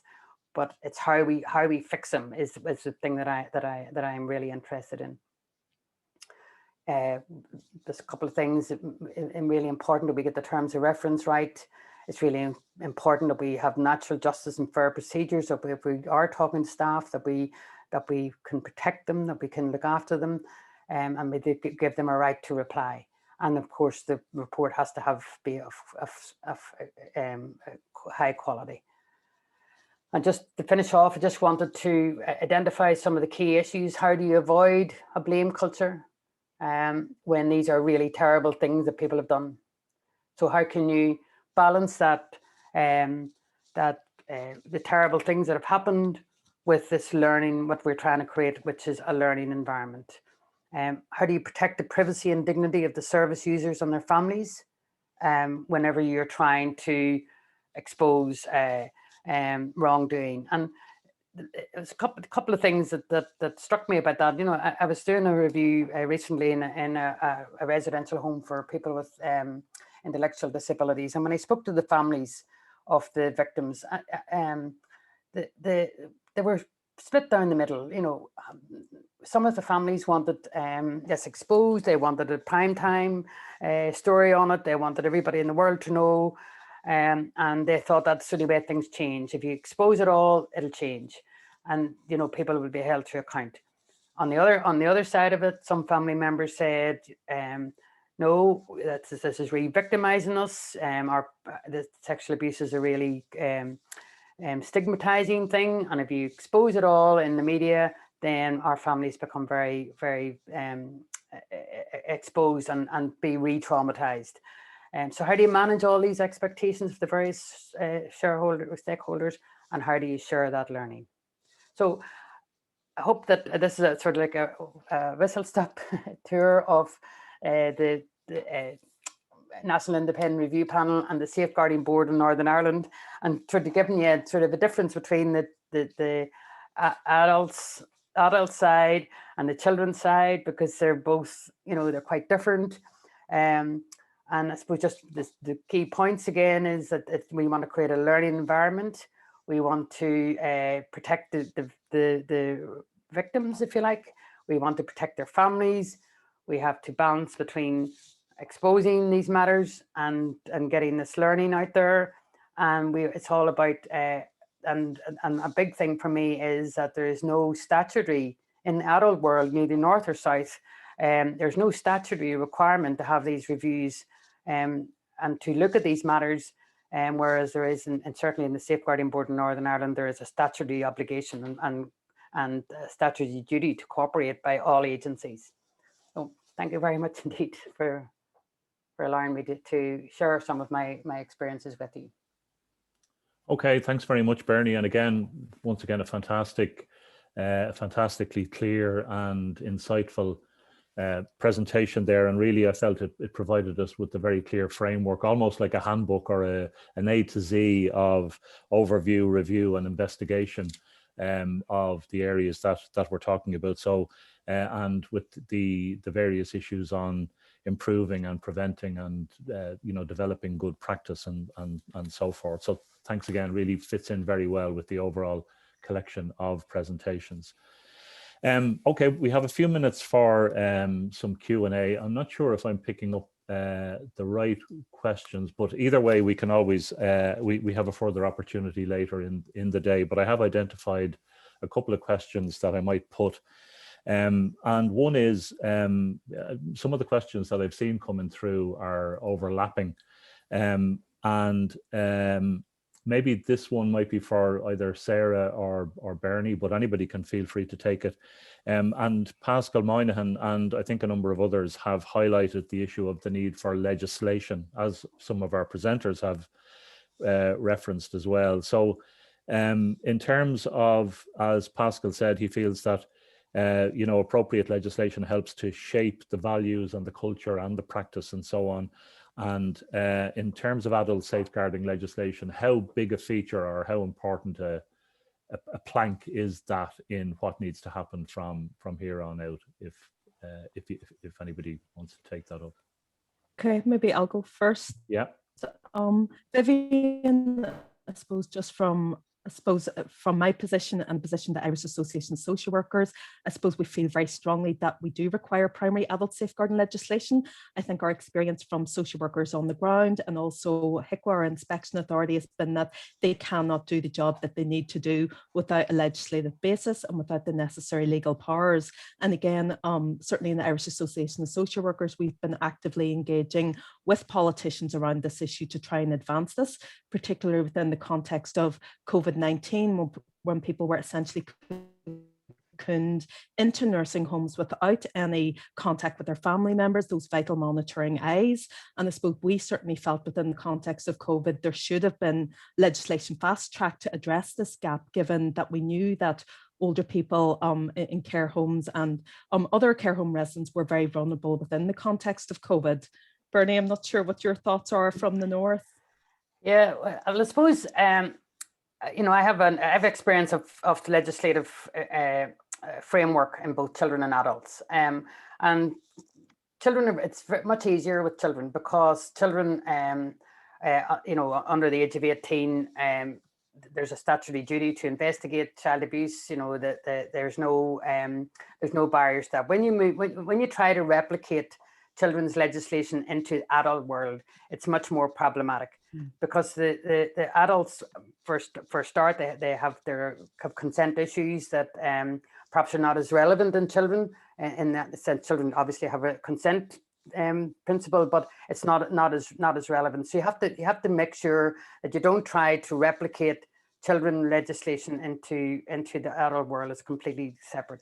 And I think that the biggest problem is that, and I think Professor Ibrahim sort of touched on this, is the voice of people, older people, people with disabilities, people with mental health issues. They are really down in the lower ranks of society in that regard, in terms of allowing their voices to be heard. So the legislation at one level, okay, you can put in lots of legislation, but if they're not empowered to have a voice, the legislative framework won't help them. The empowerment to have a voice is the most important thing. And I think that legislative framework should be built, to give them a legislative voice. I also think that the relationships between the agencies one of the things that I think is the most important part of the Safeguarding Board, for example, is that there is an interagency partnership, and the legislative base around that is a legislative duty to cooperate. So you must share information with each other. So if I, for example, am involved in something in the Safeguarding Board, and it's not necessarily about reviews, because reviews are a very small part of what goes on in the Safeguarding Board. But if I'm involved in something and the police, for example, say, we're not telling you, we will take them to the court now, I've never had this situation, because they know that we will take them to court to get the information. So there's a statutory duty to communicate with each other and to cooperate with each other. Now, if I was to do the same thing say in the Republic of Ireland, if I'm doing a review, for example, on in a nursing home, and I ask the guards for the information, they won't tell me. If I ask the Education Authority, they won't tell me, because they use this GDPR, which is crazy stuff. They use the GDPR as a barrier, this is created, they've given them the perfect tool to refuse to cooperate and refuse to share information. And it's total nonsense. The GDPR was there to stop Google from sharing our private information, not to stop the police and social services from talking to each other. So I think that we need to really be clear, what legislative framework do we want? What are we actually asking the government to provide? And I don't think we're clear on that. Just to say we need a framework to investigate adult abuse is not good enough. We need to figure out exactly what we are asking this legislative framework to do. And I'd say the most important thing that they have to do is share information with each other, because they're not doing that at the moment. And that's across the whole island of Ireland, and I'm sure across other parts of the world as well. Yeah, I was going to say, Joe, do you have any thoughts on it from the Australian kind of context around legislation and where that lies? And do you feel that's important or not? I think legislation is important, but I think you need someone who's got the guts. I'm assuming that's a familiar term in Ireland, who's got the guts of Bernie to follow up and make sure that the law is followed. I think that I've often been involved in cases, particularly in where investigations are limited, and that the people running the investigations may not be using the full force of the legislation behind them. You need the rule book, but you also need the person who's applying the rule book to be applying that with some vigor and integrity. And so legislation in and of itself isn't enough, but it's crucial that it be the starting point. And Australia's had a number of law reform commissions into elder abuse. And what we've uncovered is that there are different, I guess, groups of thinking about mandatory reporting versus voluntary, and issues around consent. But these issues won't be sorted out unless we actively say we need a law, and what will that look like? And I think that's the foundation, but it's not the end of it. It's, do you have the workforce? Are you going to equip people to actually do the investigations and then enforce and apply the sanctions that are needed?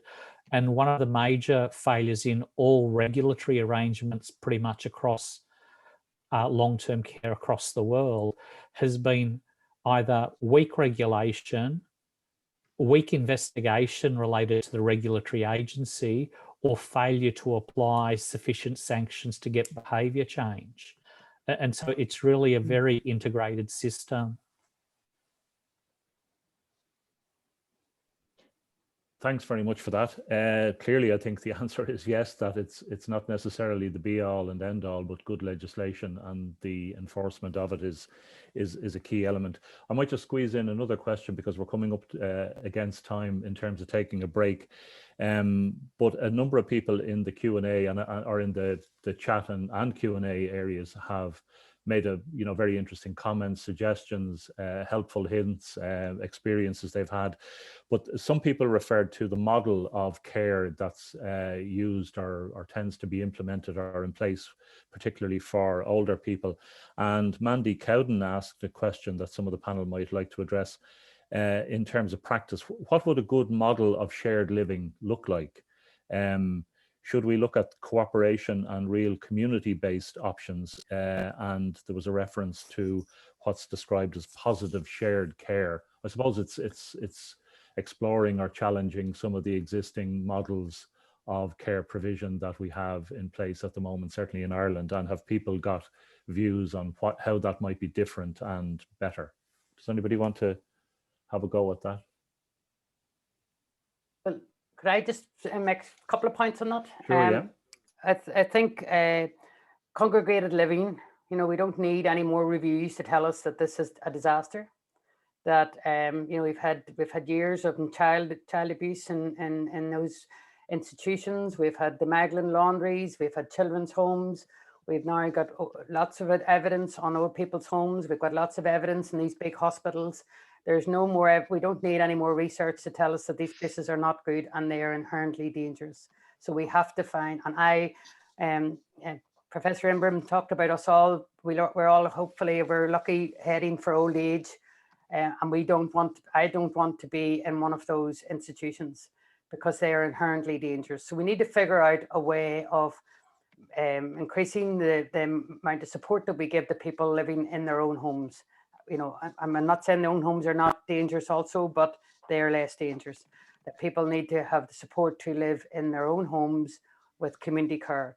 But if they have to, if they require to be in residential care of some sort where they have to move out of their own homes, it has to be in some sort of individualized living arrangements where they, again, do not, that they have access to the outside world, that they have access to their families, to visitors, and that the staff that are looking after them are well trained, well cared for, or well supervised, that they have appropriate training. At the moment, you know, I heard a story recently where a friend of mine's daughter was applying for a job in a residential facility, had absolutely no experience, wanted to do this for like a summer job, and was told to start on the Monday morning. Now, how can you start on the Monday morning when you've never done this in your life before? And how many people are starting in these institutions on a Monday morning without any training or qualification or experience? And they go in and they're like Professor Imbram, they go in and they're like the junior doctor, they just do what everybody else is doing, because this is how these institutions are run.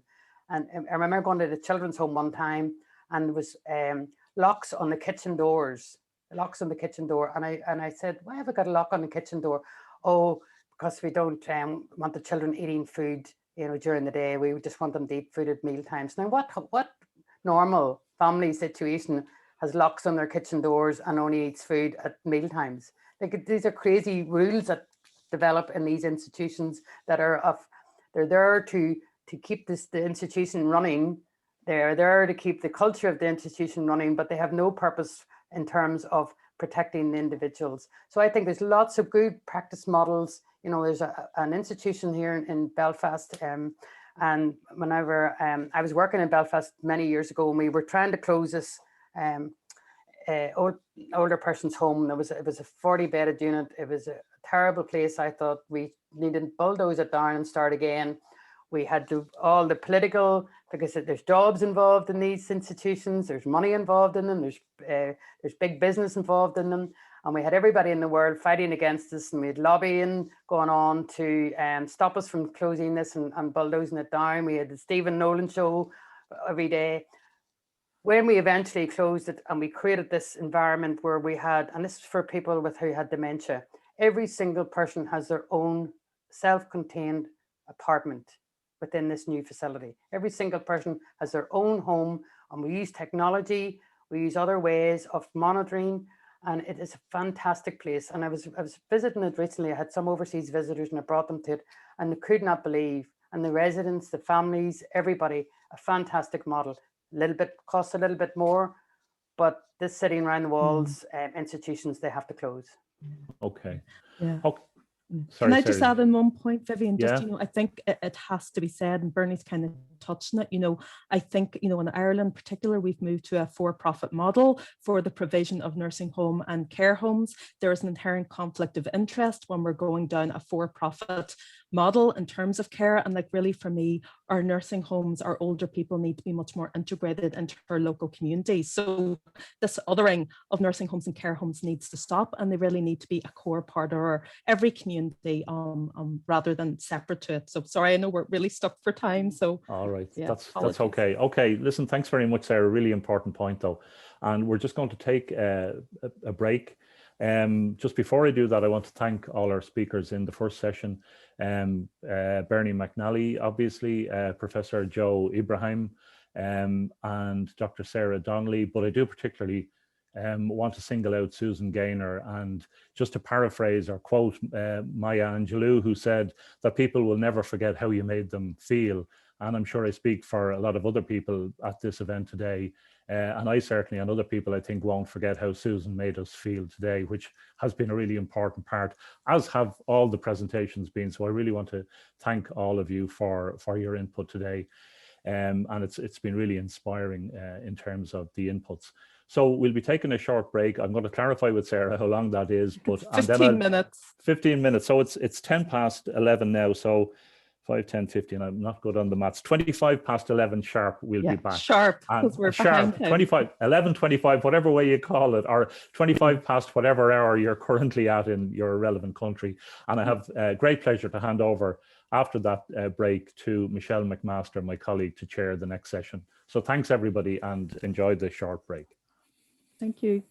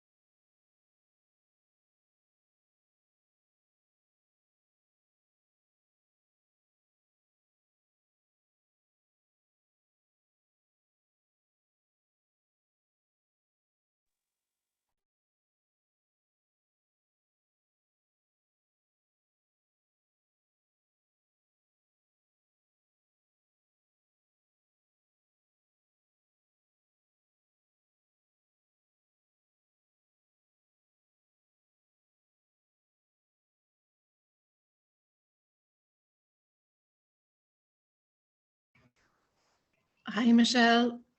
Hi, Celine. You okay? I keep forgetting to put the headset on. Hi. You Oh, okay? that's better. Yeah. It's good morning so far. Anyhow. Yeah, it's very good.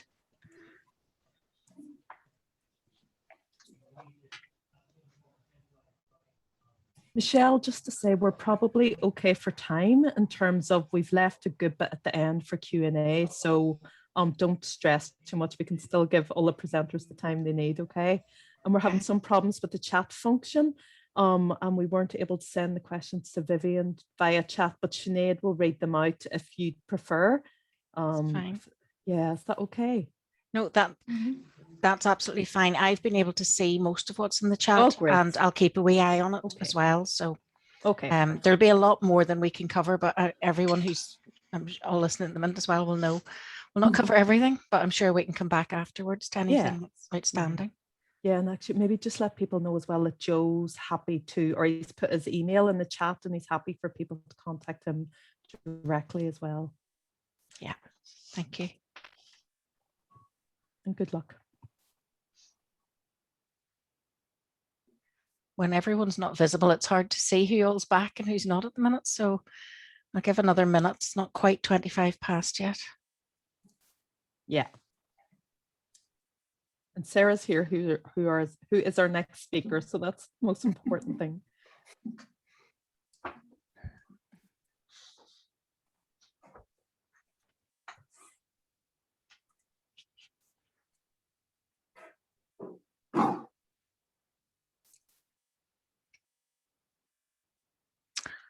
Okay, so I think we will go ahead. Yes.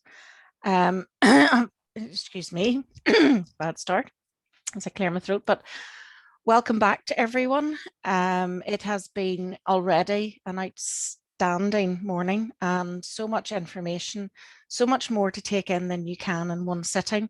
But I think the important thing is knowing that we have this conversation and we make it louder and we keep it going and we continue it. So I'm certainly looking forward to the second half of the session and the speakers we have lined up. Thanks to everyone in the first half. We'll name them all again at the end, but everyone has known the value of that. In the chat box, just for anyone who hasn't seen that, Professor Joseph Ibrahim, who had to leave, has left his own email address, so anyone can contact him via that to follow up any questions you might have after his presentation. For now, we want to hand over to Professor Sarah Ryan, who is with us, and it is lovely to have you here, Sarah. Thank you very much. Your topic is public issues and private troubles, so I'm just going to introduce Sarah with a little bit of her background. Dr. Ryan is a professor of social care at the Manchester Metropolitan University. A sociologist by background, her research focuses on learning disability, autism, and social justice. Her current research interests also include scholar activism and patient safety issues. Professor Ryan recently led an influential campaign raising awareness on the treatment of learning disabled people following the preventable death of her son Connor in 2013. The campaign, #JusticeForLB, received a Liberty Human Rights Award in 2016 for highlighting the systemic failings in the investigation of unexpected deaths of learning disabled people and people with ill mental health. Professor Ryan, you are very welcome. It is great to have you with us, and I will simply hand over to yourself. Thank you. Thank you. Let me sort out the slides. Thanks to Sarah for inviting me, because it's not quite on the topic of elder abuse. I'll be talking about here today. It will be around learning disability, but I think there's a lot of learning that transfers across. So I hope people who are here, particularly the people in Ireland, Northern Ireland, are aware of what happened to Connor. And I'll be talking a bit about that today. But what I wanted to start by doing is to mention C. Wright Mills, who was a US-American sociologist who wrote a classic in the 1950s called A Sociological Imagination, which is really, really, really good read and has stood the test of time extraordinarily. Now, C. Wright Mills was a firm believer that knowledge properly used can lead to social change. And obviously, we're not using our knowledge very well at the moment because, as we heard in the first session, these abuses continue to happen and are endemic. Now, Mills made a distinction between private troubles, which are things associated with the person, with their own limitations, their character traits, something about them that sort of is somehow flawed and troublesome. And also public issues, which are things that should matter to all of us, that are really important, things like the social injustice that Professor Ibram mentioned this morning, you know, that these are things that are really important to the fabric of society. Now, what C. Wright Mills is doing here is really making us think about what are private troubles and how many private troubles are actually private troubles or personal troubles, and how many are actually public issues being framed as private troubles. And so I quite like this distinction, because when you start to dig a bit deeper and think about what constitutes a private trouble, is it somebody who's on benefits, who spends their money on 40 cigarettes a day? Is that a personal trouble? Is that a private trouble? Or is it because they're living in a sort of cramped, damp flat that they're really desperately struggling to manage daily life, and the cigarettes are just one outlet for doing something that makes a difference to them? So when you start to really think about it, there are very few private troubles, and there are a lot of public issues, but it works in the favour of the state to frame a lot of stuff as private troubles. It's your own fault. So that's the underpinning point I wanted to make during this presentation. So coming to Connor, and a very personal detour here, really. This is Connor, one of our children. We have 5 children, with his siblings, and these photos show a bunch of kids, basically. And this is what's so stark, the contrast between what happened to Connor externally to his family and our family life, where Tom, his younger brother, the little baby, Lyman Williams back in the bottom picture, didn't find out Connor was actually autistic till he was about 9, and he was at a friend's house, and the friend's dad mentioned when they were watching something on the telly that Connor was autistic. And I think that's a really important point to make within families. And we've heard in this morning's presentations with Susan, and also some of the other presentations, the importance of these family members, the importance of families in trying to get to the bottom of these catastrophic, neglectful, cruel, abusive situations that happen. And these pictures, to me, just capture why this is. It's because in families, people are people, and they're just loved. So there's Connor. There was a film here, but I won't show it to you because I can't bear the screen sharing. It's such a nightmare. I can't bounce to a YouTube channel. So this is just, you can just enjoy the photo of Connor up on the mountainsides in Wales with his dog, his brother and his brother's friend. And again, it's just a wonderful photo of an extraordinarily loved and beautiful young man. So central to the story I'm telling you is the blog I wrote anonymously. I started in 2011, and it was a series of just reporting funny episodes that happened during the day, because life around Connor for us as a family, within the family home, was hilarious and so much fun. And every day we just laughed so much, all of us. And we still don't know if Connor was being deliberately funny, whether he was just a natural comedian, or just, I think, his take on life was so unusual that it just brought riches to our everyday interactions. So I started jotting them down on this blog post that was really for family and friends, but developed to much wider reading because of the humour that was contained within it. So here's just one example for you. There's so many favourites. I mean, I kept the blog I wrote on a daily basis for 2 years before things started to go wrong. And there are all these examples, but this one here around Connor, the school diary was the mechanism for hearing about Connor's day from school. And then at tea time, I generally sort of chatted about what it had said. And he'd had his meal prep that day, and he was supposed to make kebabs, but he didn't have a skewer, and so he ate bits instead. And it was this sort of just this funness really around life that ends up being erased in the same way that as people grow older and they go into residential care in their 70s, 80s, 90s, their humanity is erased, and the humour goes as well, and they become, as was said earlier, just people living to live a day at a time. Now, Bernie's talk, I was very interested in the reference to the sort of media coverage of stories and does this make any difference or not? And I can remember at the time Connor died in July 2013, and it took 8 months for him to make it into a national newspaper because he didn't count, and he never counted outside of our family and friends and school teachers and some staff. And so it's very unusual to get newspaper coverage of a young person with learning disabilities, although that is increasingly changing over the last few years. So I think it is actually quite important that these stories are covered. And so this was, like I say, this was the first time Connor made it into the national newspapers, and I don't think he barely touched local newspapers for a good 7 or 8 months either.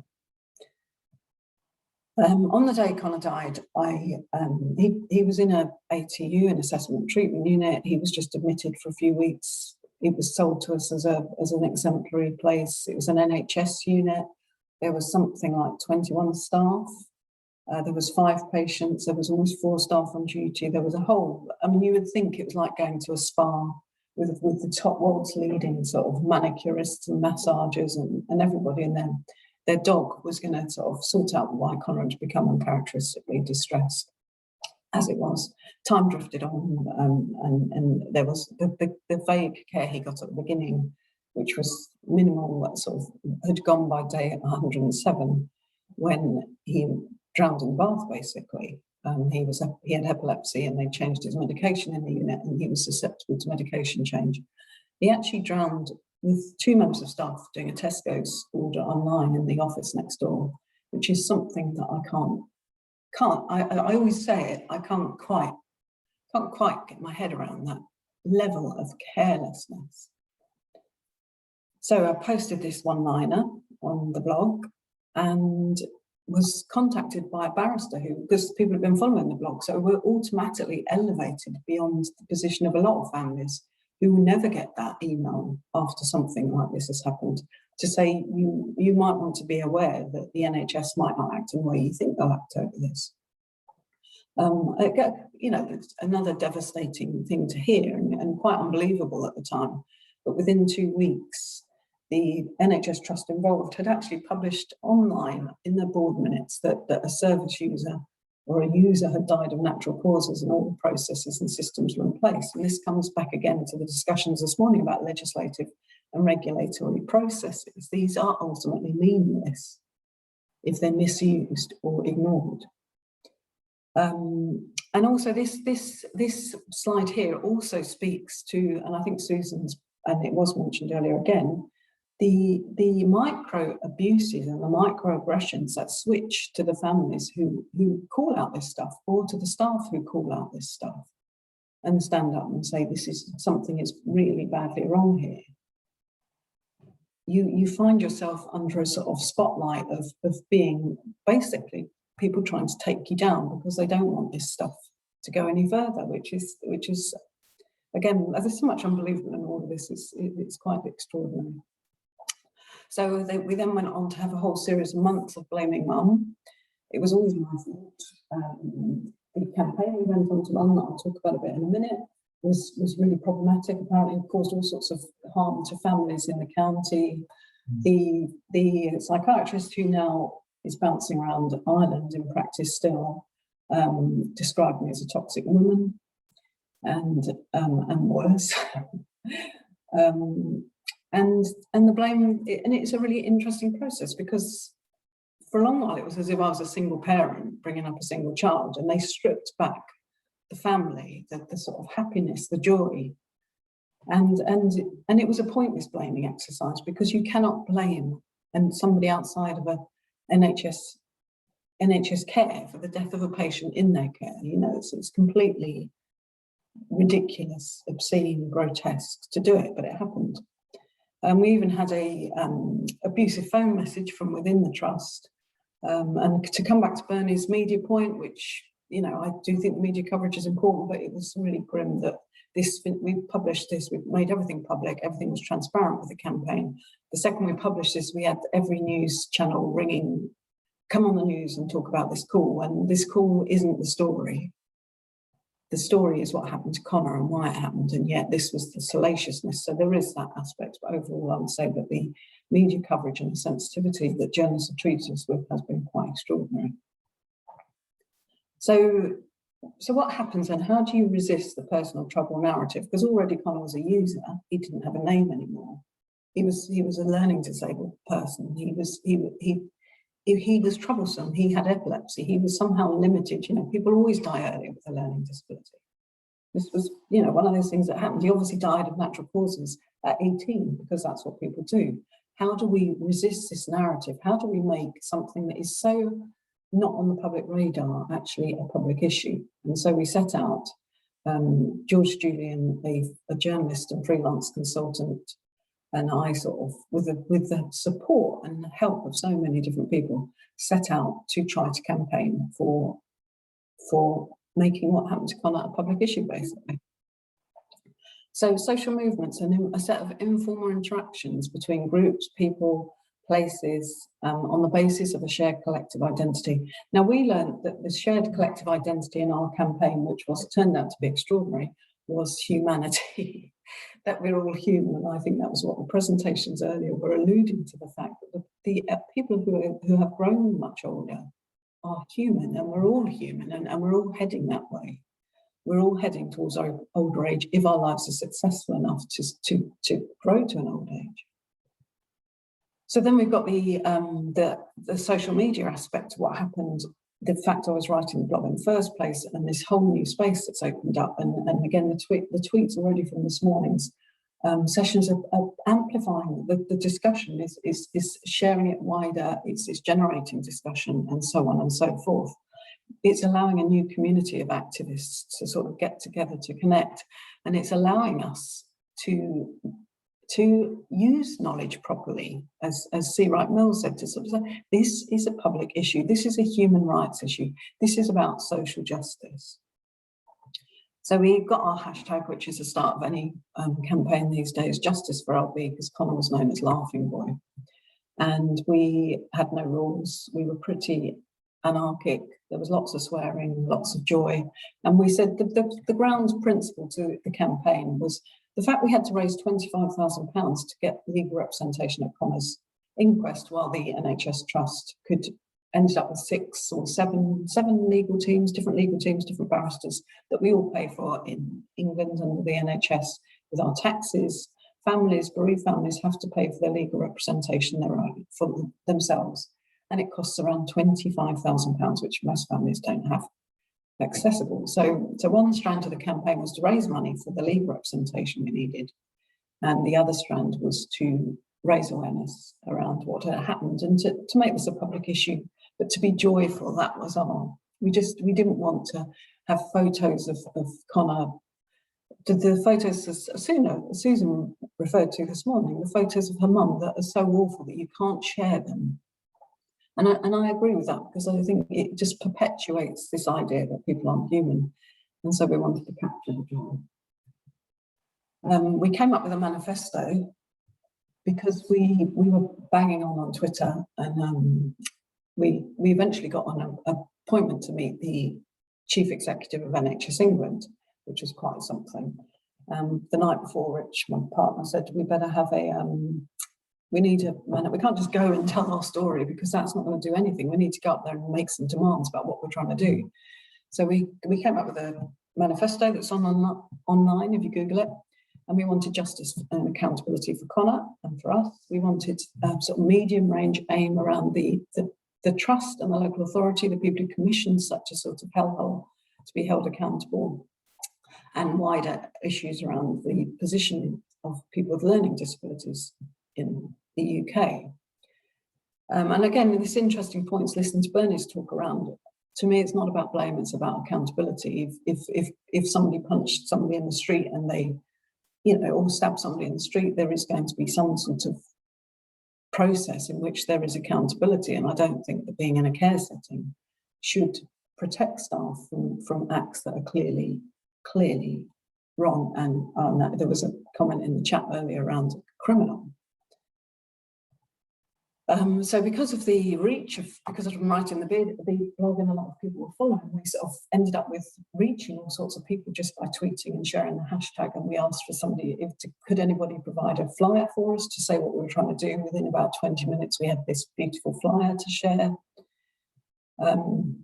Connor absolutely loved buses, he loved social justice, he loved travel, he loved London, he loved Ireland. He had all sorts of things that he passionately really liked. And so people started sending in pictures of buses, and they got kids to draw pictures of buses, and we've ended up with so many pictures here. People did different activities to raise money and raise awareness. There was a party where somebody made Connor cakes in the shape of a bus with his face on the front. We held parties.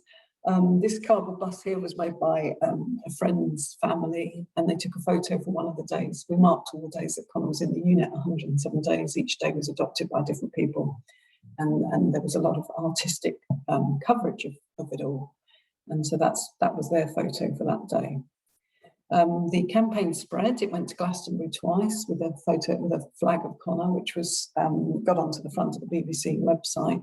And the flagpole broke, and the family took it around and just photographed people holding the flag up. Catherine Runswick-Cole there on the left of the photo in the blue dress took the flag to New Zealand, and that's the New Zealand Commissioner for Human Rights holding up the flag and talking about the human rights of people with learning disabilities with self-advocates. And the bottom picture is an American academic, well, he's Australian, but he was in America. Mark Sherry put in a motion at the American Sociological Association to say that what happened to Connor was wrong. Again, it's putting that flag in the ground, making a stand, and passed a motion that there would be a presentation event, a session at the following conference in Chicago. So we went out there and gave a talk about what happened to Connor, and other academics talked about abuse in settings and the sorts of things we're talking about today. So you can see these people did all sorts of different actions, tiny actions, really massive actions. It didn't matter what they were, as long as they were positive. One of the highlights of the whole campaign was that we took that cardboard bus I just showed you, and we went on the Camino in Spain, and we walked the Camino with some self-advocates, holding the bus, getting the bus out, talking to Spanish people about what had happened.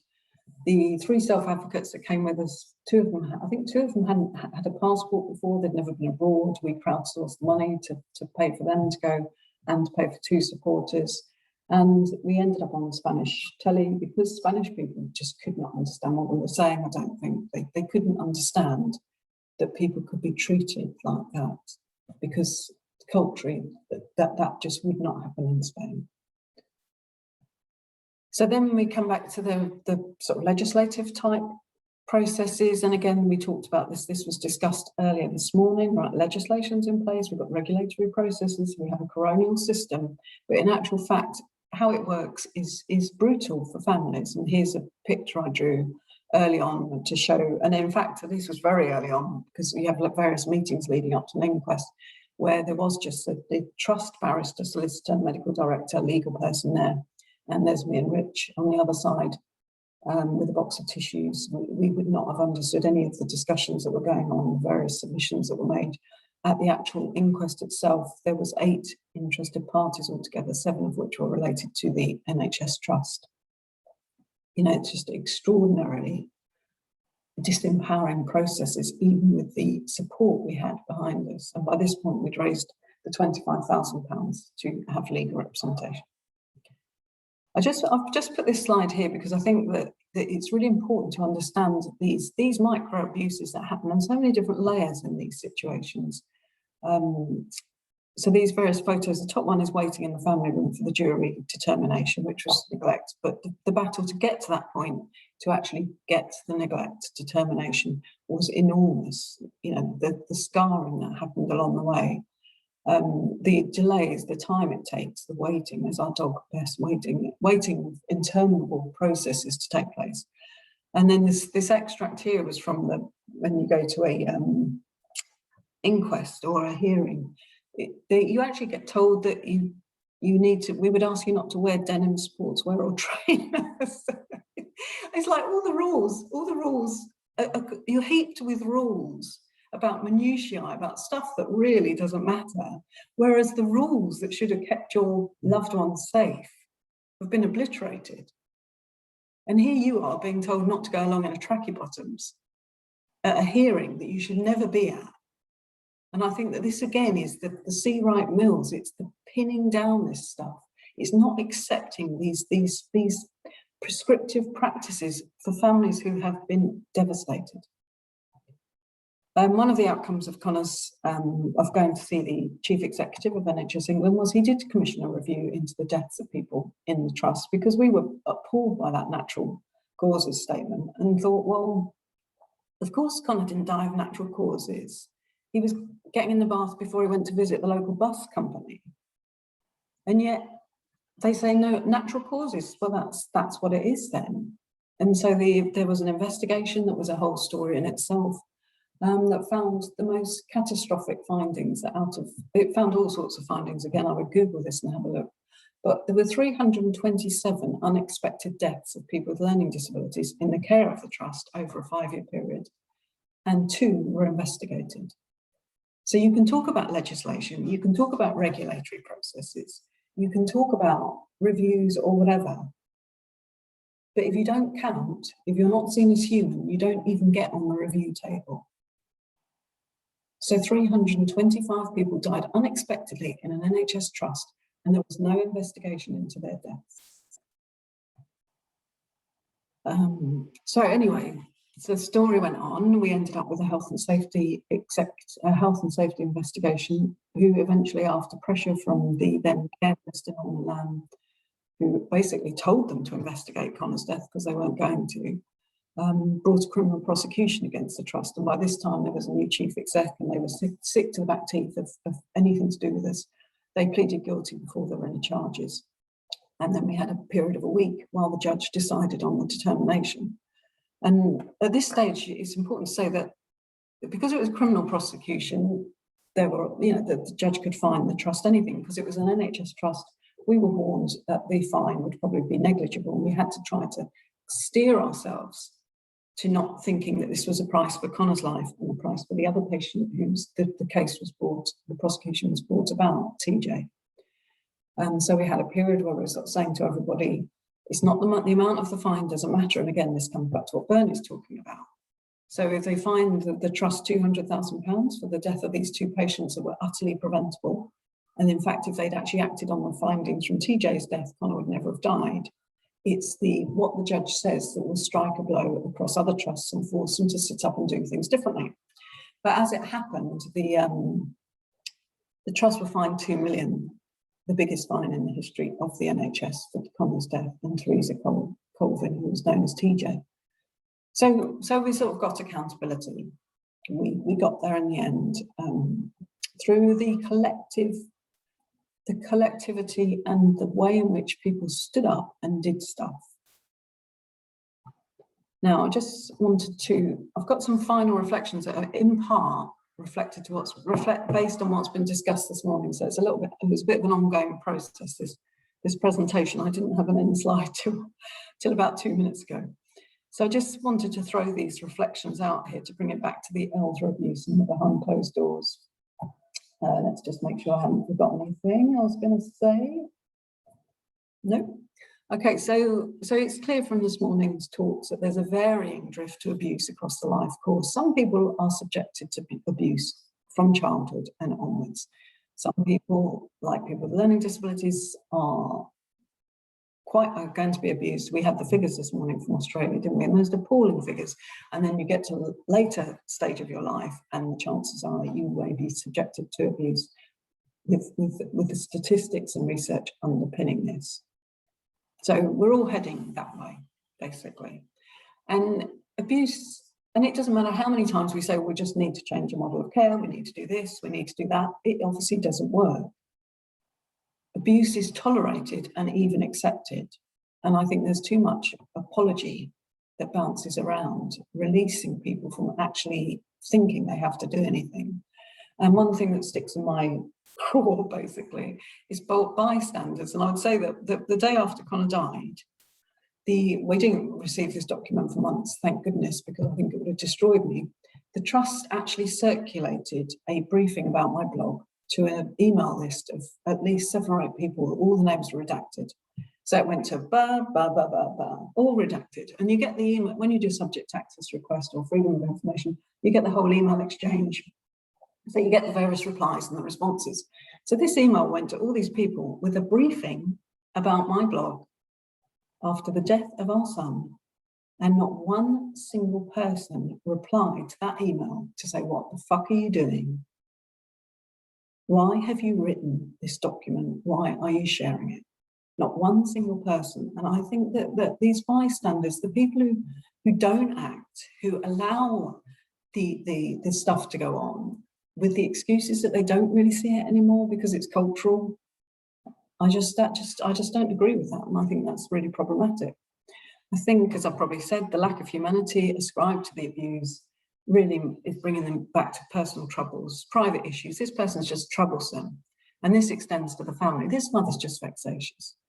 Oh, she's such a pain in the ass. She's so difficult. She's toxic, actually. You know, it's an incredibly powerful mechanism to use, and people accept it. And I don't really understand at what point are your goggles so fuggy that you would accept the stuff that is shared with you, all the stuff you see, all the stuff you're told, unquestioningly. And then finally, the micro abuses and aggressions, as I've said, extend beyond the closed doors to the family members and staff. My staff, secondary to me, I'm afraid, where are you, basically? The extraordinary resources needed to gain accountability reveal the flimsiness of legislative and regulatory processes. If I hadn't written the blog, if the barrister hadn't got in touch with me the day after Connor died to warn us what would happen, we would have just fallen into an abyss. And Connor would have just never, he would have always been just another learning disabled laddie who died early. I think we all have a responsibility, and I think this is what Prof. Joe was saying earlier, we all have a responsibility to stand up for people's rights. With people, if people can't stand up themselves, it's our responsibility as citizens of a society to stop slumbering and stop letting this go on. And I think we need to stop blaming it on the system, because the system is ultimately people. That's it. I'm done. Sarah, there are no words that can reflect, I'm sure, on behalf of anyone here, the impact that will have had on so many. You're not just an academic, a professor working in the whole field of social care, but you're a mum and a family member and have been through that heartbreak. And it follows on from this morning's story to simply reflect the fact that this is not about older people in one setting, people with learning disabilities in another setting, children in another setting. It's about humanity. I think you've reinforced that really clearly. This is about humanity. And it follows from the comments again from Professor Joseph earlier, when he said this is about social justice for all. And I think that message is loud and clear today. That was moving, very powerful and very honest. And I think that's why everyone is here today, so that we can collectively not just talk anymore, but find ways to stand up. Your last words there, we all have a responsibility, and we all need to simply not stand back and watch and speak, but we need to stand up and make change. And hopefully this is a good start to that. So thank you, very sincere thank you for broadening that out and covering that whole topic. Really appreciate it. Thank you. We are now going to hand over to Eddie Lynch, who has shown his face on the screen again. Thank you, Eddie. Lovely to have you here. I'll just read out a little bit of an introduction to you. So Eddie Lynch is Commissioner for Older People in Northern Ireland, and you started your appointment in June 2016. Prior to that, Eddie was the Chief Executive Officer of the Age Sector Platform. In this role, he was responsible for managing the organisation's staff and supporting the board, committees, and wider membership in its policy development and campaigns work. Eddie joined Age Sector Platform in February 2008, having previously worked at the Consumer Council for 5 years, where he was the head of Consumer Affairs. And Eddie's topic this morning is Home Truths, creating stronger protection for older people in care settings. And I know this will follow on very nicely from anyone else. So Eddie, hand over to yourself. Thank you. You're on mute just at the minute. There you go. Thank you. Mute for about the 1000th time in the past year. Thank you. We'll stop counting. Thank you, Michelle, and thanks for the invitation to speak at what has been a really fantastic webinar this morning, and really excellent presentations and really powerful personal stories from Susan and Sarah particularly. So it's a tough act to follow, I have to say. I think some of the stories we've heard this morning have really hit home the importance of why we're here today and we're speaking on this issue. For me, you know, World Elder Abuse Day is always an opportunity to reflect on how we are protecting or not protecting some of the most vulnerable people in our society. And you know, it always gives us an opportunity to come together and see how are we doing things, how well are we protecting people, or how well are we not, and what else do we have to do. And clearly there's a lot more that has to happen. I'm going to talk briefly about my role as Commissioner for Older People in Northern Ireland, because I know many people on this call probably aren't aware of my role as a Commissioner, and talk a wee bit about my powers and duties and how I go about my work and some of my experience in dealing with elder abuse and supporting families and older people who have unfortunately suffered across the many forms of elder abuse that unfortunately exists.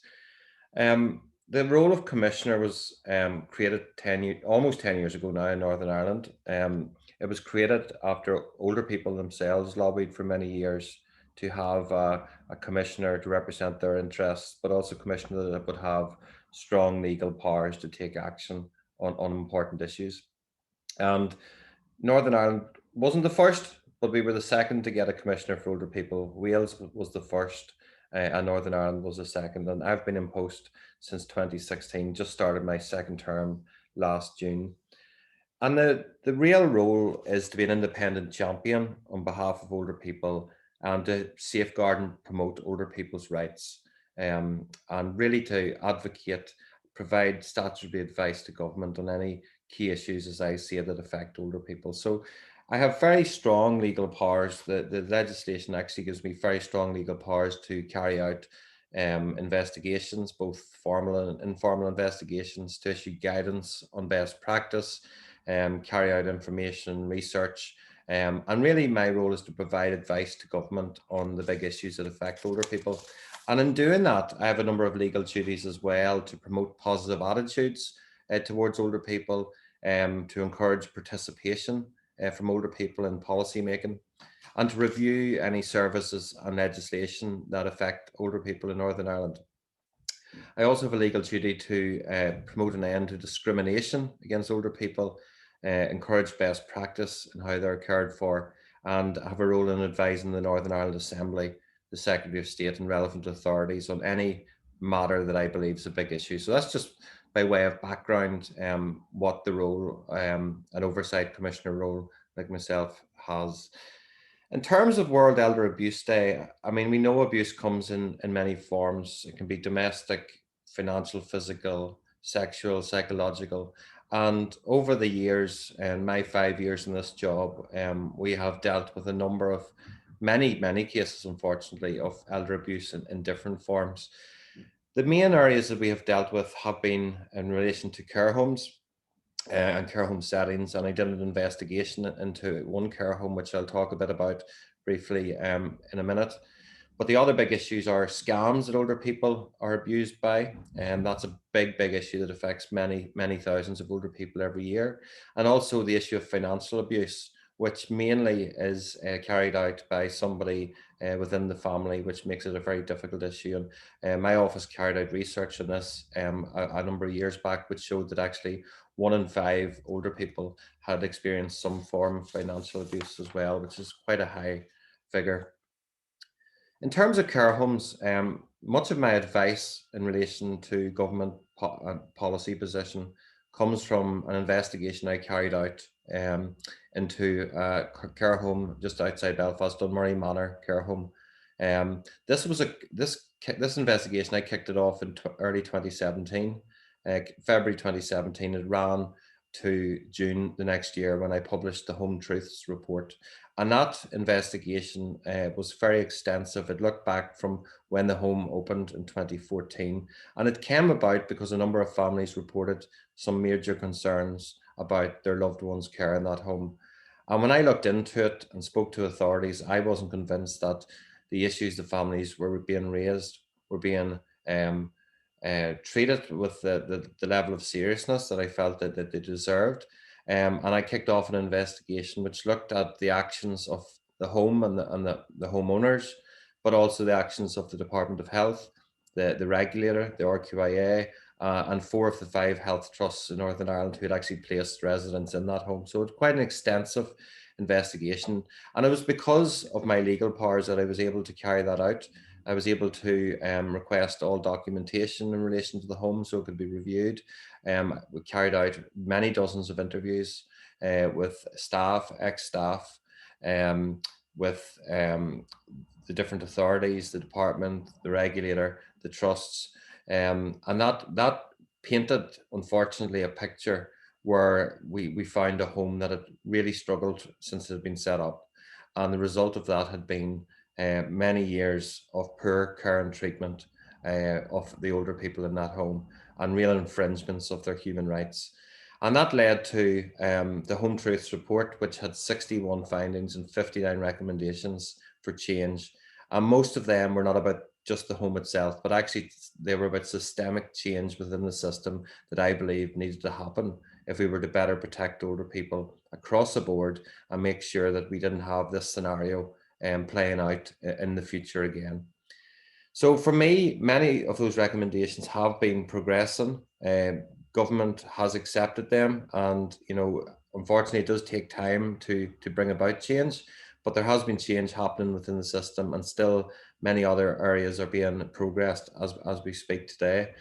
But there were clear gaps that I saw, and some of the top line issues for me was the poor legislation that we had placed in Northern Ireland. And we knew this from before with our own casework, that many of the authorities who were tasked with protecting older people and vulnerable people were dealing with legislation that was outdated, was fragmented, was difficult to use, and it didn't allow authorities to take swift, effective action in many of the cases that we saw come into the office.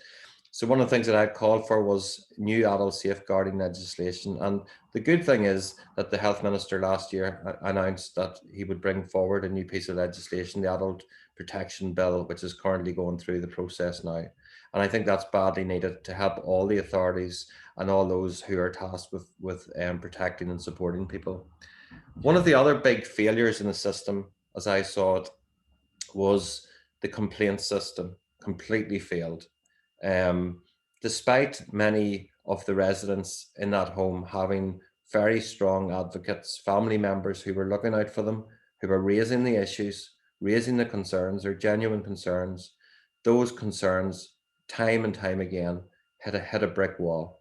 They weren't followed up, or they were followed up, but it still didn't get to a stage where they were acted upon and issues resolved. And in our request for information in relation as part of the investigation, we actually saw emails from people in different authorities, from people in trusts who were sending issues saying there's a major problem with this home, we need to do something about it. So there was many people within the system who recognized there was problems here. But the bottom line was those problems weren't elevated to a level that something was done about it. And despite 23 inspections in 36 months, the system did not find the levels of failure of care that I discovered in our investigation. So that was something that really failed families and residents. And I believe that, sorting out legislation, of course, is really important. The regulation and inspection regime is important, but the families are the ears and eyes on the ground, the people who are in homes on a daily basis, and they're the first often to see things going wrong. And what we need to have a culture in our care homes where people who have concerns are encouraged to bring those concerns forward, talk to the management, talk to the staff in the home, and have an attitude that if you're not happy with the care your relative's getting, we're going to sit down and talk and address the problem until you're happy. When I was invited to speak today, one of the things that struck me was the name of this webinar, Behind Closed Doors.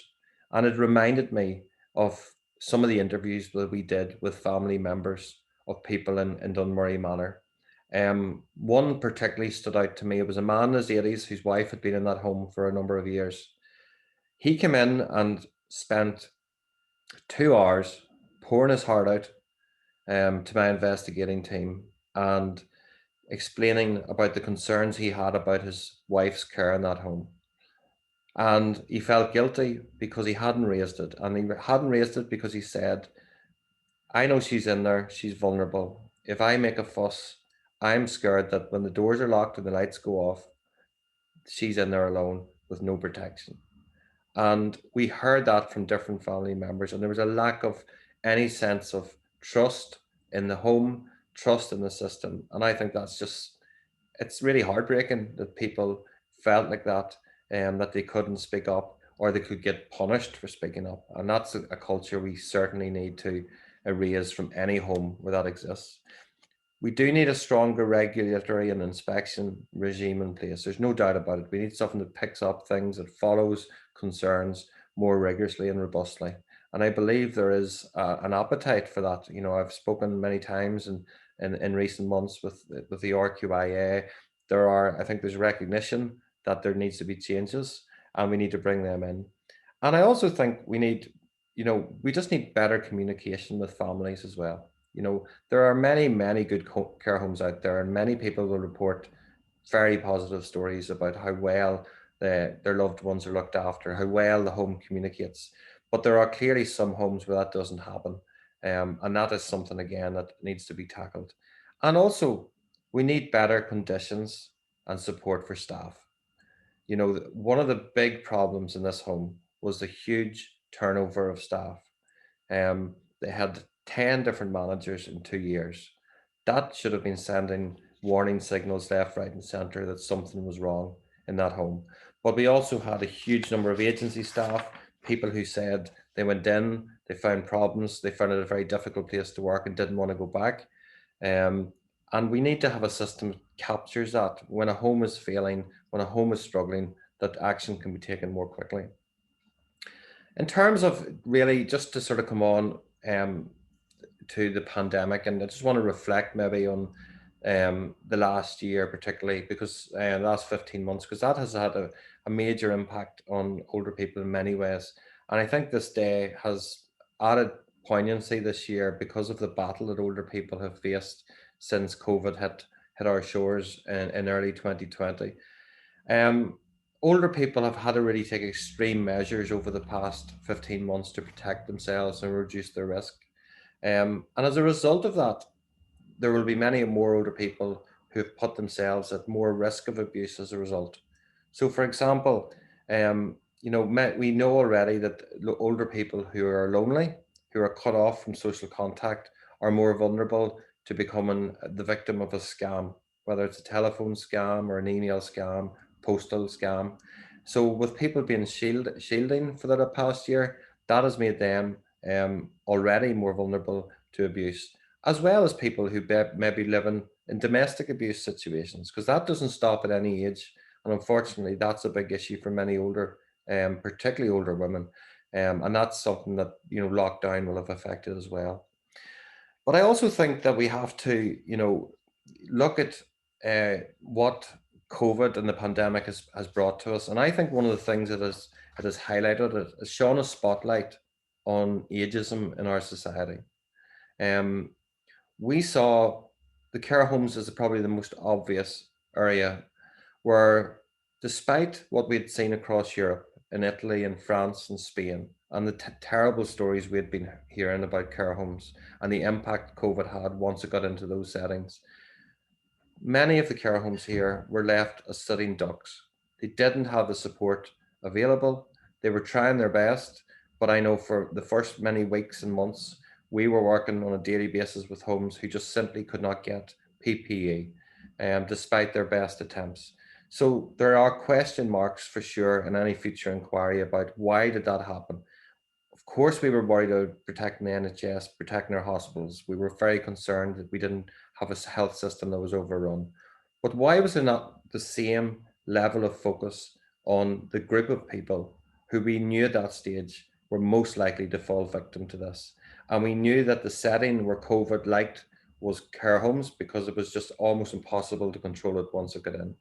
So we saw slow provision of PPE, a slow rollout of testing, and possibly the most crass example that I would give about ageism in the pandemic over the past 15 months was right back in the first couple of months when we had those very grim daily death figures coming out of people dying. And the first 6-7 weeks, those figures did not include deaths in care homes. And I found that appalling that the deaths of people in care homes was not being included in the official statistics. And I've called for government to change that for many weeks before they eventually did. What message did that send? Did it send a message that the lives of older people living in care homes was as valuable as anyone else? I don't think it did. And I think one of the other things I just want to reflect on is the ageist commentary and statements that we saw too often in the media at times and in the press.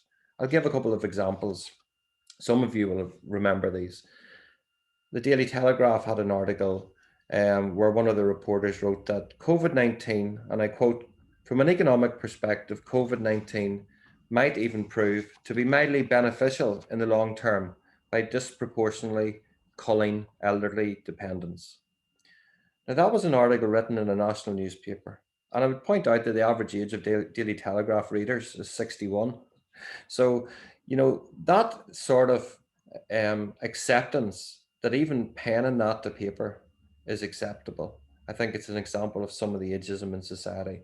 I also was on radio programs where I heard commentators talking about these restrictions are ridiculous. So the average age of people dying is 82. In the sense, well, they're at their end of their life anyway. So therefore, the rest of us can't be made to take these restrictions. So, and there was other things about maybe older people's lives being less valuable, really quite disturbing comments from people and quite senior people in different parts of public life. And I think there was also an attitude, and we're still seeing this, of older people in the community shielding away. And there was, particularly in the last 6 months, when the growing voice of people wanting to get out of lockdown, people were saying this sort of what I would call the out of sight, out of mind mindset, that, okay, older people are still at risk, but why can't that group stay at home? Why can't the vulnerable people just stay at home and let the rest of us get on with our lives? And, that attitude was not, it wasn't given any recognition of the contribution that older people make to society. Both, in many ways, in volunteering and childcare, but also in the economic input they make as well, which is massive and will continue to grow as we have an aging population. So really, in conclusion, that's my thoughts on this day and reflecting back. Certainly, the pandemic has highlighted again for me just how many occasions elder abuse can exist across our society. And it's often said that the true judge of a society is how it looks after its most vulnerable members. And I think on World Elder Awareness Abuse Day, it's important that we do, as a society, embrace that view and do everything we can to protect and safeguard older people from all forms of abuse and to protect their human rights, no matter what age people are at. And I just hope that someday in the future, we won't need a day like this to highlight the abuse of older people. So thank you for the invitation. Thank you for that, Eddie. That has been another incredibly valuable perspective. It's also a very different perspective than some that we've heard already. And I think that's one of the reasons why a day like this at the minute is still so important, to hear all those perspectives, variations, etc. I think one of the challenges that you have highlighted there is about the pace of change on that legislative level and at the governmental level, etc. And everyone here is very well aware of that. And I think it's too easy sometimes to condemn without understanding that that's also there to safeguard the end result. So I just think it's a lovely balance to what else has been said. There is a question for you in the questions and answers, which we'll come back to at the end if there's time, which is about the Adult Protection Bill. But for now, thank you. That has been, as I say, a very different perspective, a really important one, and very valuable to hear those insights from your perspective as Commissioner. So thank you for that. We're going to move on now to our final speaker, but by no means least important, Celine, just so you know that. Celine O'Connor is joining us, and I'll give you a little introduction to Celine. Celine graduated from University College Dublin in 2001 as a professional social worker, and subsequently completed a qualification in systemic psychotherapy with the Clanwilliam Institute. Since then, Celine has worked in the Health Service Executive in both adult and children's mental health services. She was part of the Elder Abuse Service that subsequently developed into the Safeguarding and Protection teams. Celine currently manages the Adult Safeguarding and Protection team in Community Healthcare, Dublin, South Kildare, West Wicklow. This team provide a direct social work service for adults at risk of harm in the community. They also have oversight of the safeguarding plans being developed by older persons and disability services. The team also provides safeguarding training for professionals and services, and Celine is also an active member of the IASW. So I'm going to hand over now, Celine. You've got your slide up there, which is showing up well, and your titles, Challenges and Solutions from the Frontline, a Social Work Perspective. Thanks, Celine. Thank you very much, Michelle. I hope everybody can hear me okay, because I'm on a borrowed laptop and trying to work around new systems as a result of the cyber attack that we've experienced in the HSE for the last while. I'd just like to thank ISW and Sarah Donnelly and BASW for the opportunity to come and talk about the work that we do as social workers in the Safeguarding and Protection team. But I'm also representing the views and opinions from our Adult Safeguarding and Protection Special Interest Group as ISW. I've been blown away by the presentations already this morning, so they've been reflecting so much of what I wanted to talk about, so much of the experience that the teams and social workers who are providing that frontline safeguarding services have experienced. But really the personal stories are the piece that goes to the heart of the work that we do, that we are all about relationships, working with people and hoping that we can be a support to them. I know that the Commissioner there, he finished with you know, the measure of any society is the way that it treats the people who require its care. And I'm starting with that very same line.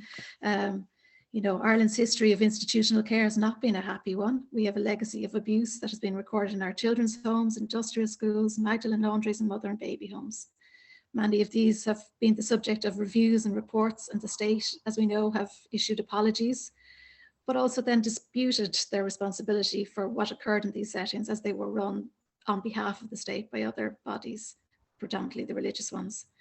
We are now moving increasingly into a situation where we have an older person's residential care industry, and that's what it's becoming as an industry, being predominantly funded by private bodies and increasingly by large global companies. We've had a year like no other when a global pandemic has focused attention on how we treat and care for those who are older and more vulnerable in our society. The ISW have long held concerns about the premature entry of people into long-term care because of the lack of appropriate resources and supports in their community. And we've been framing aging and illness as nearly personal failures, because if we call out the institutional and policy failures at the root of them, it would mean we'd actually have to do something about it. And I know, as Bernie talked about in her example earlier, sometimes when we have to do something about an issue, it's going to cost more, but the value actually is massive. Ireland is an aging population. we're all getting older. This is on a very selfish level. This is a really important piece of work we should be doing to protect our own futures. So where are we on our journey so far? You'd be delighted to know I'm not going to talk about all the 150 years since the Lunacy Regulation Act was established in the Republic of Ireland. So I have a whole list of important dates, but the reason why I've included our 150-year-old regulation is because that's the one that if you come for an interview for a safeguarding team, we'll expect you to know this legislation, because this is the only legislation that we have to protect adults. And this legislation only protects adults who've lost capacity. We are very eagerly awaiting the full enactment of our Assisted Decision-Making Capacity Act, and that we know the decision support services are also being set up, and we're very keen to have those in place. I'm just going to briefly pull out some of the things. We've had lots of primetime reports, we've had lots of reviews, we've had ongoing investigations. A lot of the ones that I have referenced in there, those reports have not been published yet, they're still ongoing. There's lots of costs and expenses involved in the HSE or other bodies doing reviews, and I suppose one of the disappointing things is that a lot of the reviews that have started, the reports aren't published, so there hasn't been that learning out there into the public. So we have, what we often find in Ireland is that when there's a scandal, there's a reaction. So in 2005, there was the Lees Cross Nursing Home primetime report. And in 2007, the HSE established the Elder Abuse Service. In the first year of the Elder Abuse Service, there were 27 social work posts and 927 referrals in year one. The following year, that doubled to 1,840. We then had in 2014, the Primetime Iris Attracta programme was launched, and the HSE then launched its policy on safeguarding vulnerable adults. And in 2015, the teams were set up. So the teams were made up of the elder abuse social work services. And we were given one extra principal and one extra professionally qualified social work. So we were effectively staffed for 54 social workers. And in that first year, there were 8,033 concerns of abuse reported. So I'm just going to talk a little bit about the policy that we operate under. You know, it's a very, very brave policy. It was a public declared no tolerance of abuse. And actually, I'm going to say that that is one of the absolute strengths of this policy, that in Ireland, we decided that we wouldn't operate a threshold system. So any concern of abuse needed to be reported to the safeguarding and protection team. And I think that was something, because as a country, I think we've seen how tolerant we are of abuse. We're really tolerant of the abuse in our mother and baby homes, in our schools, really in all walks of life. The principles that were underpinning the policy: respect for human rights, a person-centered approach to care and services, promotion of advocacy, respect for confidentiality, empowerment of individuals, and a collaborative approach. Because we all know you can't just safeguard by yourself.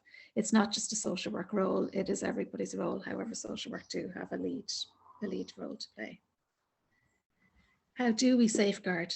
With consent of the older person. We work based on the will and preference of the person and not the principle of best interest. So, you know, we'd hear a lot about, well, you know, we should keep them safer, so we need to medicate them, we need to lock the room, but that's not what we want. As an older person, do I want to take the risk of not having a fall, or to take an opportunity to go out and walk to my local shop and buy the paper? And I think a lot of that is what we've seen during COVID, is people wondering about cocooning older people. Has that been in their best interest? Or would they have liked an opportunity to take the risk to see family members? We work to reduce the risk to the older person, but again, that's in line with their will and preference. If somebody wants to take a parachute jump, then we will facilitate them in the best way of doing that parachute jump. We work in a person-centered approach, and I think one of the things when we talk about language is, and when we talk to staff and we talk to other people, person-centered should be about the person. who you're supporting. It is not about the staff. A lot of times we're hearing such confusion about what person-centered is. And when we ask staff, well, tell me how you take a person-centered approach, it becomes, well, I do it this way and I do it that way, and I do this for them and I do that. But it's not about what the person actually wants. We've been doing quite an interesting review in a service. And one of the things that they say talked about person-centered approaches, and actually what upset staff quite a bit was a really small thing that they couldn't give. If a resident woke early in the morning, they couldn't give them a cup of tea or a slice of toast because the kitchen was locked. It was against union rules. Be taking somebody else's job if somebody else made a cup of tea or provided a slice of toast. And these are the small little pieces that, you know, I think Bernie mentioned the kitchen being locked, and it's the same thing happening in our older person's room. If somebody likes tea and toast in bed at 7 o'clock in the morning, that should be facilitated. Collaboration is key. We all need to work in partnership. We all need to talk to one another. We've heard this morning a lot about, you know, how we don't talk, how we hide behind GDPR. And it is so important that if we communicate well with one another, we will be able to safeguard older people much more effectively. The safeguarding and protection teams, we directly assess complex cases in the absence of other services. We directly assess cases referred in the community setting, and then we review and agree safeguarding plans that are provided to us from our HSE and HSE funded services, and they are older persons and disability services only. And what I do want to do is acknowledge the work of the designated officers that are based in those services, who are the ones that are doing that active safeguarding on the ground, and then safeguarding teams have oversight of that work. We also support other services and professionals who aren't covered by the policy to assess the concerns and to put a safeguarding plan in place, and we provide training. We had hoped that today our 2020 annual report figures would have been launched, but again, due to the cyber attack, we have unfortunately had that delayed. But this is just a brief snapshot then of the types of concerns that have been coming in this is 2019. We do know that during 2020 with COVID, that some of the figures will have dropped because a lot of services were unable to submit reports. We had some services who were saying they were too busy with COVID to report concerns of abuse or to follow them up. But by the end of the year, the figures were coming back up. You can see there's quite a huge number. So for people over 65 and up to the 80s, we are talking about just under 6,000 cases of abuse that have been reported in. And I know Professor Joe was talking particularly about sexual abuse. And again, our sexual abuse figures for older people are rising all the time. Previous years, they were at 1%. They're now up to 3%.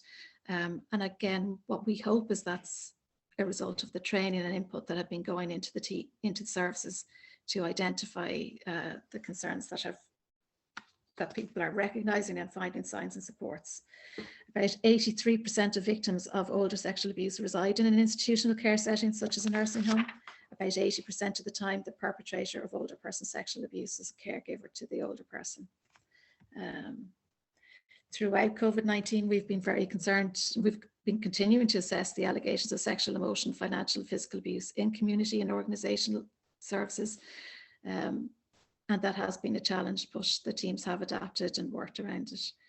There's been a lot said about the legislation and our ability to access private nursing homes. We don't have any legislation. As I mentioned, we have our 1871 Lunacy Regulation Act. So we do struggle to gain access to homes in general. So it doesn't have to be a private nursing home. Having said that, during COVID, we have seen a lot more engagement from private nursing homes who have contacted us directly looking for support, advice, who have engaged voluntarily in doing safeguarding, following our preliminary screening processes and providing safeguarding plans, and who have asked us that we would come direct into their units and directly work with the residents to provide a safeguarding plan.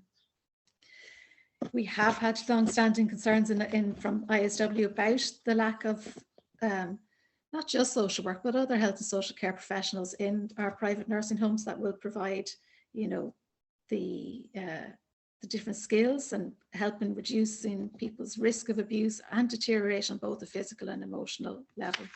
But what we have heard from other speakers is, you know, that sort of intervention isn't valued. There are very few psychologists, very few social workers who work directly in older person services. We talk a lot about the culture, why abuse is underreported. You know, when it comes to our staffing, we saw from Iris Attracta, you know, that there were 10 staff, I think, were charged with abuse, but there were plenty of other staff who were recorded by that program who provided really good quality care and support. But yet, how do you balance that? How do you balance that you allow some of your colleagues to abuse and yet you do go in and try to do your best job? We have training, what we permit, we promote. So you see, if you know, I often say to newly qualified social workers, when you start a job, it's really important that when you come in, that somebody says to you, forget what you learned in college, we're going to teach you the way we do things here.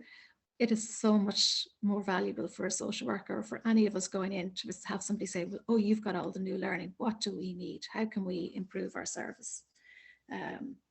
What we see a lot from staff, one of the reluctance to report things is that they're going to get their colleagues in trouble. They fear losing their own job. They fear the impact it's going to cause. They don't believe it. They don't believe that older people can be abused. They don't believe they can be sexually abused. So therefore, if you don't believe that, why would you report it? One of the key messages that we'll give out in the training is believe. If you start with believing, if somebody says, I've been raped, believe them, follow your process for a sexual assault, because that's going to very quickly let you find out whether it is true, whether there's a medical reason, whether it's a delirium. But if you believe, that is the best place to start.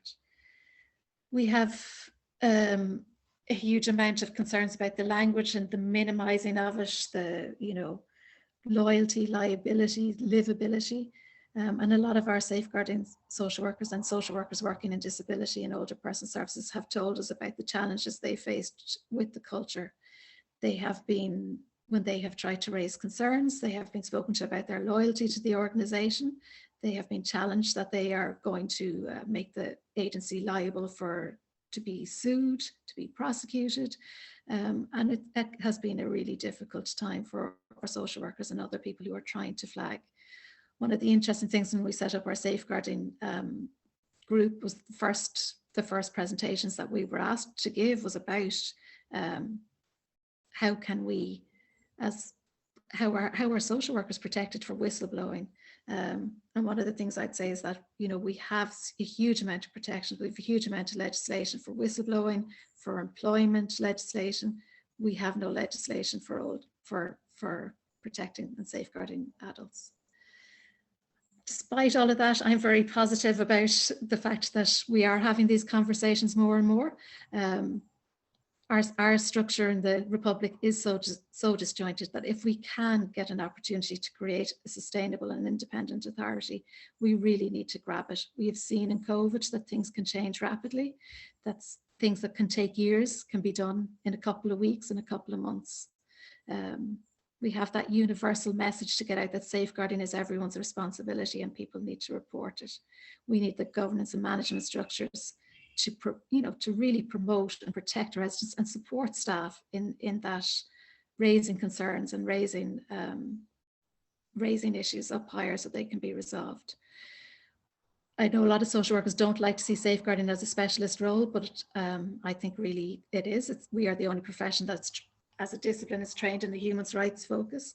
And that's one of the great knowledges as well that we have, is about how people abuse, complexity, how an abuser grooms a system, not just individuals. They groom the systems. They learn how a system works so that they can find ways to get around to abuse people, to disempower their victim, to make sure their voice isn't heard, and to silence. And silence is a really big thing with older persons and elder abuse. We need to break that silence. regulation. HICWA, as we said, they've talked about a 71% increase in concerns about private nursing homes to their service last year. They're looking for an urgent review of their powers. And one of the things that I really would welcome as well is that the safeguarding teams, there's been no review of us. I really think that there should be more regulation of us, that somebody should be looking at how we are providing the service. Are we providing it equally across to all of our services? Interagency collaboration, Bernie mentioned GDPR, and I know we've had lots of discussions about, I could go to the guards in one part of the country, they would share information with me, in another part they wouldn't. What I will want to mention also is the courts and legislation.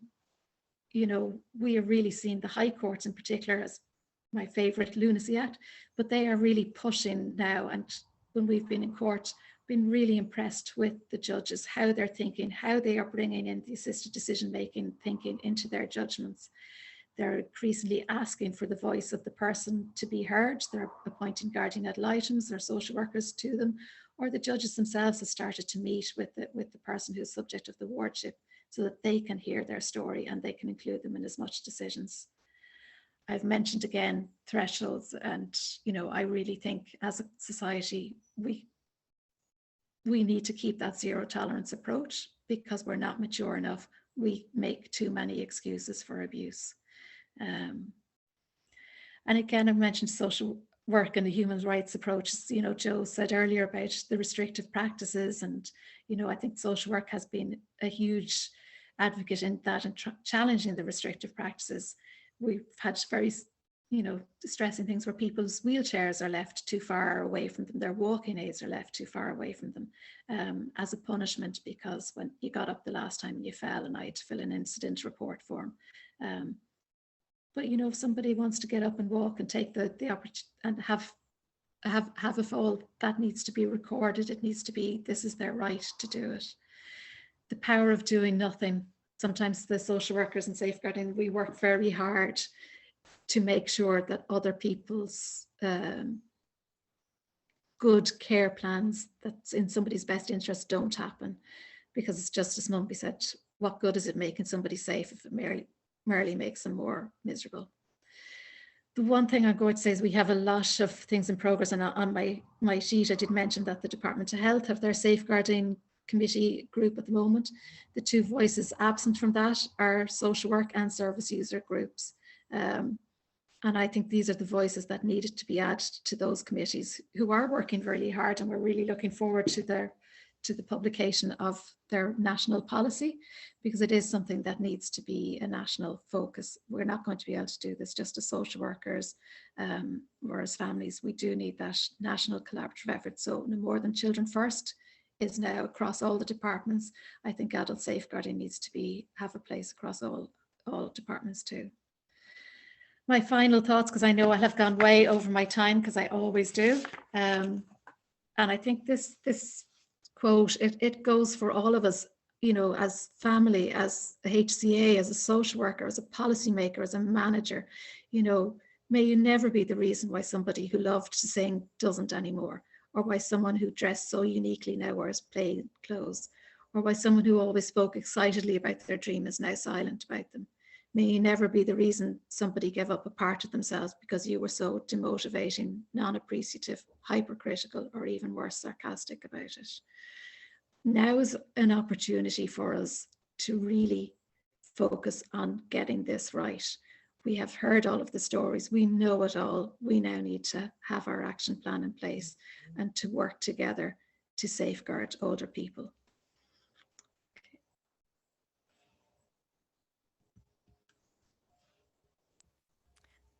Thank you, Celine. That has been another very intriguing presentation, very thought-provoking, very emotive, and has certainly brought up a lot of comments and questions from folk. And it has, the whole overall seminar has just raised so many different perspectives about these major issues. And I think most people are left with a lot of questions, not all which will be answered now, but we have a little bit of time for questions and answers. So Celine, thank you so much for your part in that and for that presentation. I really love that last quote that you've just put up there. and we'll be keen to get a little copy of that one to make sure that we can use it, because I think it says everything may never be the reason why somebody basically isn't themselves anymore, is the essence of that. And I think that's what this has all been about. So there certainly will be thanks at the end for the entire panel, because we appreciate every single one who has taken part and every single comment that has been made, and the time that has gone into the preparation and the heart that has gone into that from each of you. Really appreciate that. So thank you. For now, I think there is still time for a few questions and answers to be fielded. There's too many to ask them all individually, but there's one key theme that's coming through here, and it really reflects the complexity of what we're talking about, which is the almost balancing act that needs to be done whenever we are looking at how to get this right, because I think the end result of today is about what we can do, what action can be taken. It's not just about talking, it's about what can come next. But there are questions there about balancing the need to put protections in place without it becoming such an administrative process that it's no longer effective, without overlooking the rights of whether it's an older person in a residential home or any other person, for example, as was discussed earlier with learning disability in homes, without overlooking their choice, capacity, ability to say, no, we don't want this, or to look at who's maybe where there's coercion behind the scenes. So there's quite a few comments there that are about where is the balancing act, and I'm going to leave it open to ask which of you would like to respond to that. Not an easy question, but it's the balance between putting the safeguards in place and equally respecting what is needed from the rights-based perspective, and equally managing that in a way that it can actually make a difference. I might go start with that, because you. I think that's what we do on a daily basis in social work. Is we tolerate a lot of uncertainty, we manage it and hold a lot of risks that other disciplines, other services wouldn't. And I think that's the key pieces about that relationship, that you spent time with the person, you know what their will and preference is, you get a full sense of them. I remember as a student social worker, just even talking to a lady and her family, and this is a lady who she'd been signed off for long-term care, she'd fallen, she had a broken hip, she was 93 years of age. I spoke with her and her family. She was a champion Irish dancer, you know, the first time that they held a fete. I remember presenting that at the multi-team meeting, and everybody's head came up and went, what? And I said, yeah, no, she's got the trophy for the first ever Irish dancing competition. She all of a sudden went from being, you know, channeled straight to a nursing home to 6 weeks of rehab. She walked out, she went home to her family. And that's the difference, that relationship. And it's not that the people in that multidisciplinary team didn't care, but they didn't have the time to sit down and get the story, to have the relationship. You know, time is so important, and that's what we need, just to let people tell their stories. It's, you know, it's their life. Yeah. Thank you. That's a really good illustration of exactly that point, and bringing back the person. And you've touched on another comment that has come up in several different ways, which is about the staffing levels, the time. You've just mentioned that about the time. It's not that people don't care, but whenever there are so many things to be done in a day, it was said earlier on as well, very few people leave their house in the morning or show up in their workplaces, whatever that form is these days. Very few show up and want to do harm. They're coming in to do the best they possibly can. For the most part, there are exceptions, we know. And that pressure, the staff pressure and inexperience and training and coming into a culture.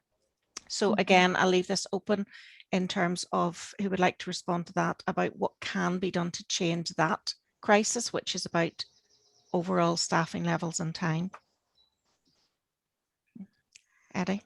Yeah, I mean, I think the conversation that we're not having at the top level of government, and it's something that I've been pressing in our programme for government, is that the needs of our aging population should be higher up the political agenda, given that it's one of the biggest transformations our society is seeing.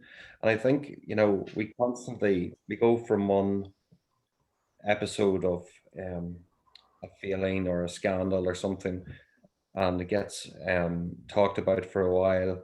But I think what's missing is the conversation about, you know, the type of health service we want, the type of care we want in place as a society, and then the cost of care, the true cost of good care, and what it requires in terms of investment, in terms of, you know, staffing. And I think some of the problems, certainly the problems I've found in terms of care homes, have been homes that have been under pressure in terms of staffing levels, turnover of staff, agency working, all of those things. I mean, that it's the time that Celine mentioned, the time for people to build relationships with residents is so important as well. And that's what you lose if you're constantly just have a different person coming in every day. And I think care, it's very difficult to keep care standards up high in that sort of environment. But I think we do need to have this conversation in society about what we want and how much it costs. And then I think most people are reasonable to have that conversation about, you know, how we go about then paying, investing in our health service to meet the needs of our population. And I just feel that my frustration is that it's quite difficult to get that at the highest possible level. It's not an issue that, you know, wins votes at elections. It's an issue that sometimes I think is in the too difficult to do box. But I think it's an issue that the more we kick it down the line, the more the problem's going to be. We should be having those conversations about how many, you know, nurses, how many social workers are we going to need to meet the needs of our aging population. And I don't hear that much being talked about. And I just think there needs to be that higher emphasis. And this goes across, I think, you know, most countries that are experiencing the same change. Thank you, Eddie. There's a couple of comments I want to read in response to that. Thank you, that's very helpful. Before I read them, does anybody else want to add to that? That's been a really good perspective. Celine, I mean, one of the things I think we should always be doing is working out how will we not need an abuse service. You know, if we put in all the preventative pieces, if we really invest in good quality training and staff. And for me, it's that piece of teaching staff to speak up if there is a problem. Don't be afraid. You need to say it. We're going to get better. We need to improve all the time. And not as staff saying, if I say this, nobody's going to have a cup of coffee with me. I won't be invited to the christenings or the weddings or the team developments. I'll be kicked off the WhatsApp group. And those are the small little personal things that, you know, people have to be brave. But you also shouldn't have to be brave. It should just be what we do. Thank you for that, Celine, and it's so right. I'm just going to read a little comment here from Mo that says, I feel that if the government paid reasonable rates for the patients or residents stay in care homes would be able to pay a good wage to staff so they feel valued, have adequate staff and supervisors, and be able to offer more meaningful activities. And then she says, what do you think? I'll respond to that in the sense that has also hit a chord. It would be way over 30 years ago. I worked in residential with adults with learning disability at the time. And one of the most precious memories I will carry with me forever would have been late at night or early in the morning with one little tiny lady, and she was tiny, who had very severe diabetes, and her little toes were all curled up. And what was really essential every single day were that her toes were washed, cleaned. And I will never forget what it felt like to be able to be on my knees with a little basin and her little smiling face looking down at me as I washed her feet. It's one of, in all this social work life that I've been in, I think it's one of the most precious memories I'll hold. And I also know that if I went to some of those similar places today, I wouldn't have the amount of time that it took to do that. And that would be simply heartbreaking. So there are really, really heartbreaking issues to be dealt with, but a lot of it comes out in what Mo said there. There was another comment I'd like to read out. If I can find this one from, again, just reinforcing from Annette, I do think there needs to be stronger emphasis on safeguarding in the training programme for medical, nursing, health and social care staff. They do not understand and or recognise that neglect or even a pattern of safety incidents can be a serious safeguarding issue. I mean, there are just so many comments on the same lines. Some homes in the south cost €1,400 per week per person. How can this not be sufficient to provide a good quality service per individual? So there's a question for anyone in that environment that makes it sound like there's a lot of money poured at it and yet it's not good enough care. Any thoughts? Yeah, I can chip in there. The Thank you. Connor's unit was £3,600 a week. The food was shit. Obviously, there was no care, and yet the commissioners pay that amount. And I do know 2 young people whose care package in an ATU costs £11,600 a week, and it's appalling. And you just sort of think you could just go and stay in the Ritz penthouse, order room service, have a massive telly on the wall, and you would probably have much better service and better bang for your buck than you would chucking those amounts of money down the drain. And I hold the commissioners responsible for that because they keep doshing it out. So Thank you, Sarah. And again, that obviously comes from very personal experience of money does not translate. There's a comment as well from Clina about this, asking could the panel comment on the privatisation of care and the for-profit model we seem to be rapidly moving towards, which is relevant to this discussion, with massive foreign investment in our nursing home sector. Yeah, so we have seen that in the last year, we've seen lots of our nursing homes being sold. I think it was a Chinese conglomerate and a French conglomerate, and there's massive money involved. But we're also seeing it coming now into our home care. So some of our home care private agencies have also been bought out by French companies. It's not getting any comment from the newspapers or journalists, but it is a really interesting thing, because then it becomes about who's in the bed. We need to have somebody in the bed. One of the concerns we would have had during COVID is a lot of people were moved to nursing home to make places in the hospital, but the plan was for them to go home. But who's doing that? It's now a year later. Have they still got the skills and ability to go home? Will a nursing home say, actually, we need to flag this person with you because we think they could go home? Or are they going to say, well, actually, we need to keep them here because that's our profit margin? So, it's whose interest are people working, are human rights at the forefront of the state's mind, at these private agencies' minds. Yeah. I would like to make a comment on that. I think the mixed economy of care is an important element of social care provision. I don't think the argument is between whether or not the statutory sector provide these terrible homes or whether the private sector provide these terrible homes. The issue is the model of care, and that's a policy issue, and that's with our government and our both north and south. They need to have a policy issue on this, because. And then, as Sarah, I agree with Sarah, then it's about a commissioning. How do you commission services to meet the needs of your population? So investment is important, and investment coming in to the older people's sector is really important. But it's how that money is used, and how that money is used should be determined by the policy.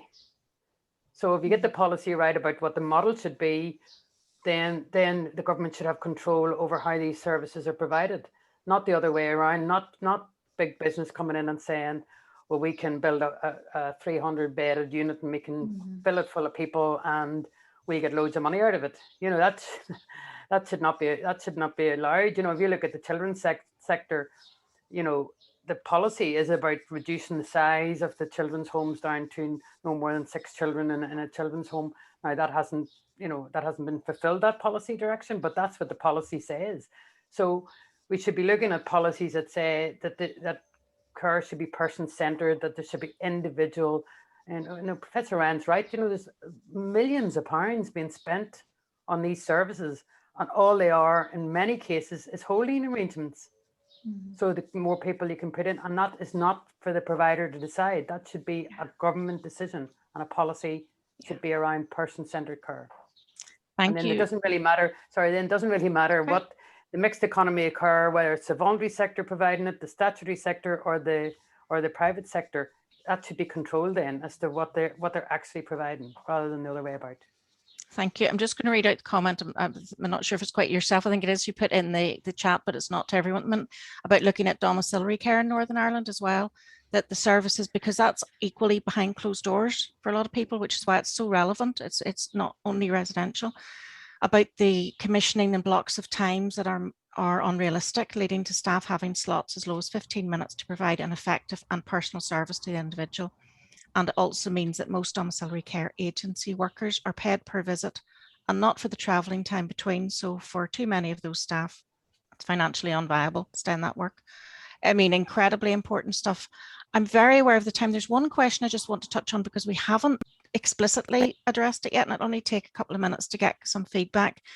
And it's about the safeguarding responsibilities and investigation cross-border situation when some authorities are making placements across the Irish border. So it's, you know, that can apply several ways in the way we live. But what's important about that today is we have representatives here from obviously the Irish Association of Social Work, who has put this whole thing on and worked with us in British Association of Social Work. So any comments about that cross-border complexity that we also have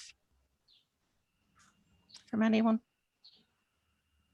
Well, that has also been made very much more difficult, Michelle, because of Brexit. Yeah. And there's an issue about, for example, social work regulation, other regulation of people. But we are border counties. We have border counties. We have people who live one minute from the border. So we will have that cross border all the time. And it's been made much more difficult by Brexit, but that's just really a comment I want to make. Thank you. And Celine, do you want to add anything final there? And yeah, then I was just going to mention the Brexit word as well, I think, but again, it's communication. We have to get our communication pathways right. Yeah, thank you. I really do want to just thank everyone so much for your time, and I will give you all your thanks. The messages that I think have come through really clearly from this have been, certainly it's about justice for all behind closed doors, wherever those doors are in whatever setting. Appreciate there's a lot of comments we haven't got to. I think there will be some follow-up opportunities afterwards. Just get in touch with the organisers. I'll allow Sarah to come in at the very end for that. But certainly from the social work profession, dignity, respect, rights, culture, compassion, all those words that are not words to each of us who work in this area, they are real meaning. And to me, the sense of being human and being human together, but not stopping there, being human together and taking responsibility is what I've heard from everyone today. And on behalf of everyone who's organised this, we want to say thank you so much to everyone. I want to start with Sarah, who's just showing her face there, because I know everyone would like to say thank you to Sarah, because Sarah has put so much time and energy and effort behind the scenes for so long with this one. So thank you so much for that, Sarah. We've had co-chair Vivian, so thank you, Vivian, as well, for taking part in that and doing this and sharing the load for this part of it. For Professor Joseph Abraham, who's had to leave us but has left his email address. For Sarah, who spoke very well, with Susan, of course, and her very, very personal input, which I think will stay with everyone. For Bernadette McNally, thank you, Bernie. Thank you so much for everything that you have chipped in there and taken part with in preparation. For Sarah Ryan, again, incredibly personal experience, along with a very professional perspective on that, and something that everyone will carry with us. For Eddie Lynch, it's really good. I appreciate the amount of time as well that you've taken out, and it's really important to see a presence like yourself in the middle of a webinar like this, so thank you for that. For Celine, thank you so much for your presentation as well, and for the very real heart of social work perspective in that, which was lovely. And all we can say is thank you. There's one note, Sarah, to answer about slides. There's been one question if there's slides available afterwards, but I will hand that back to you. And thank you very much.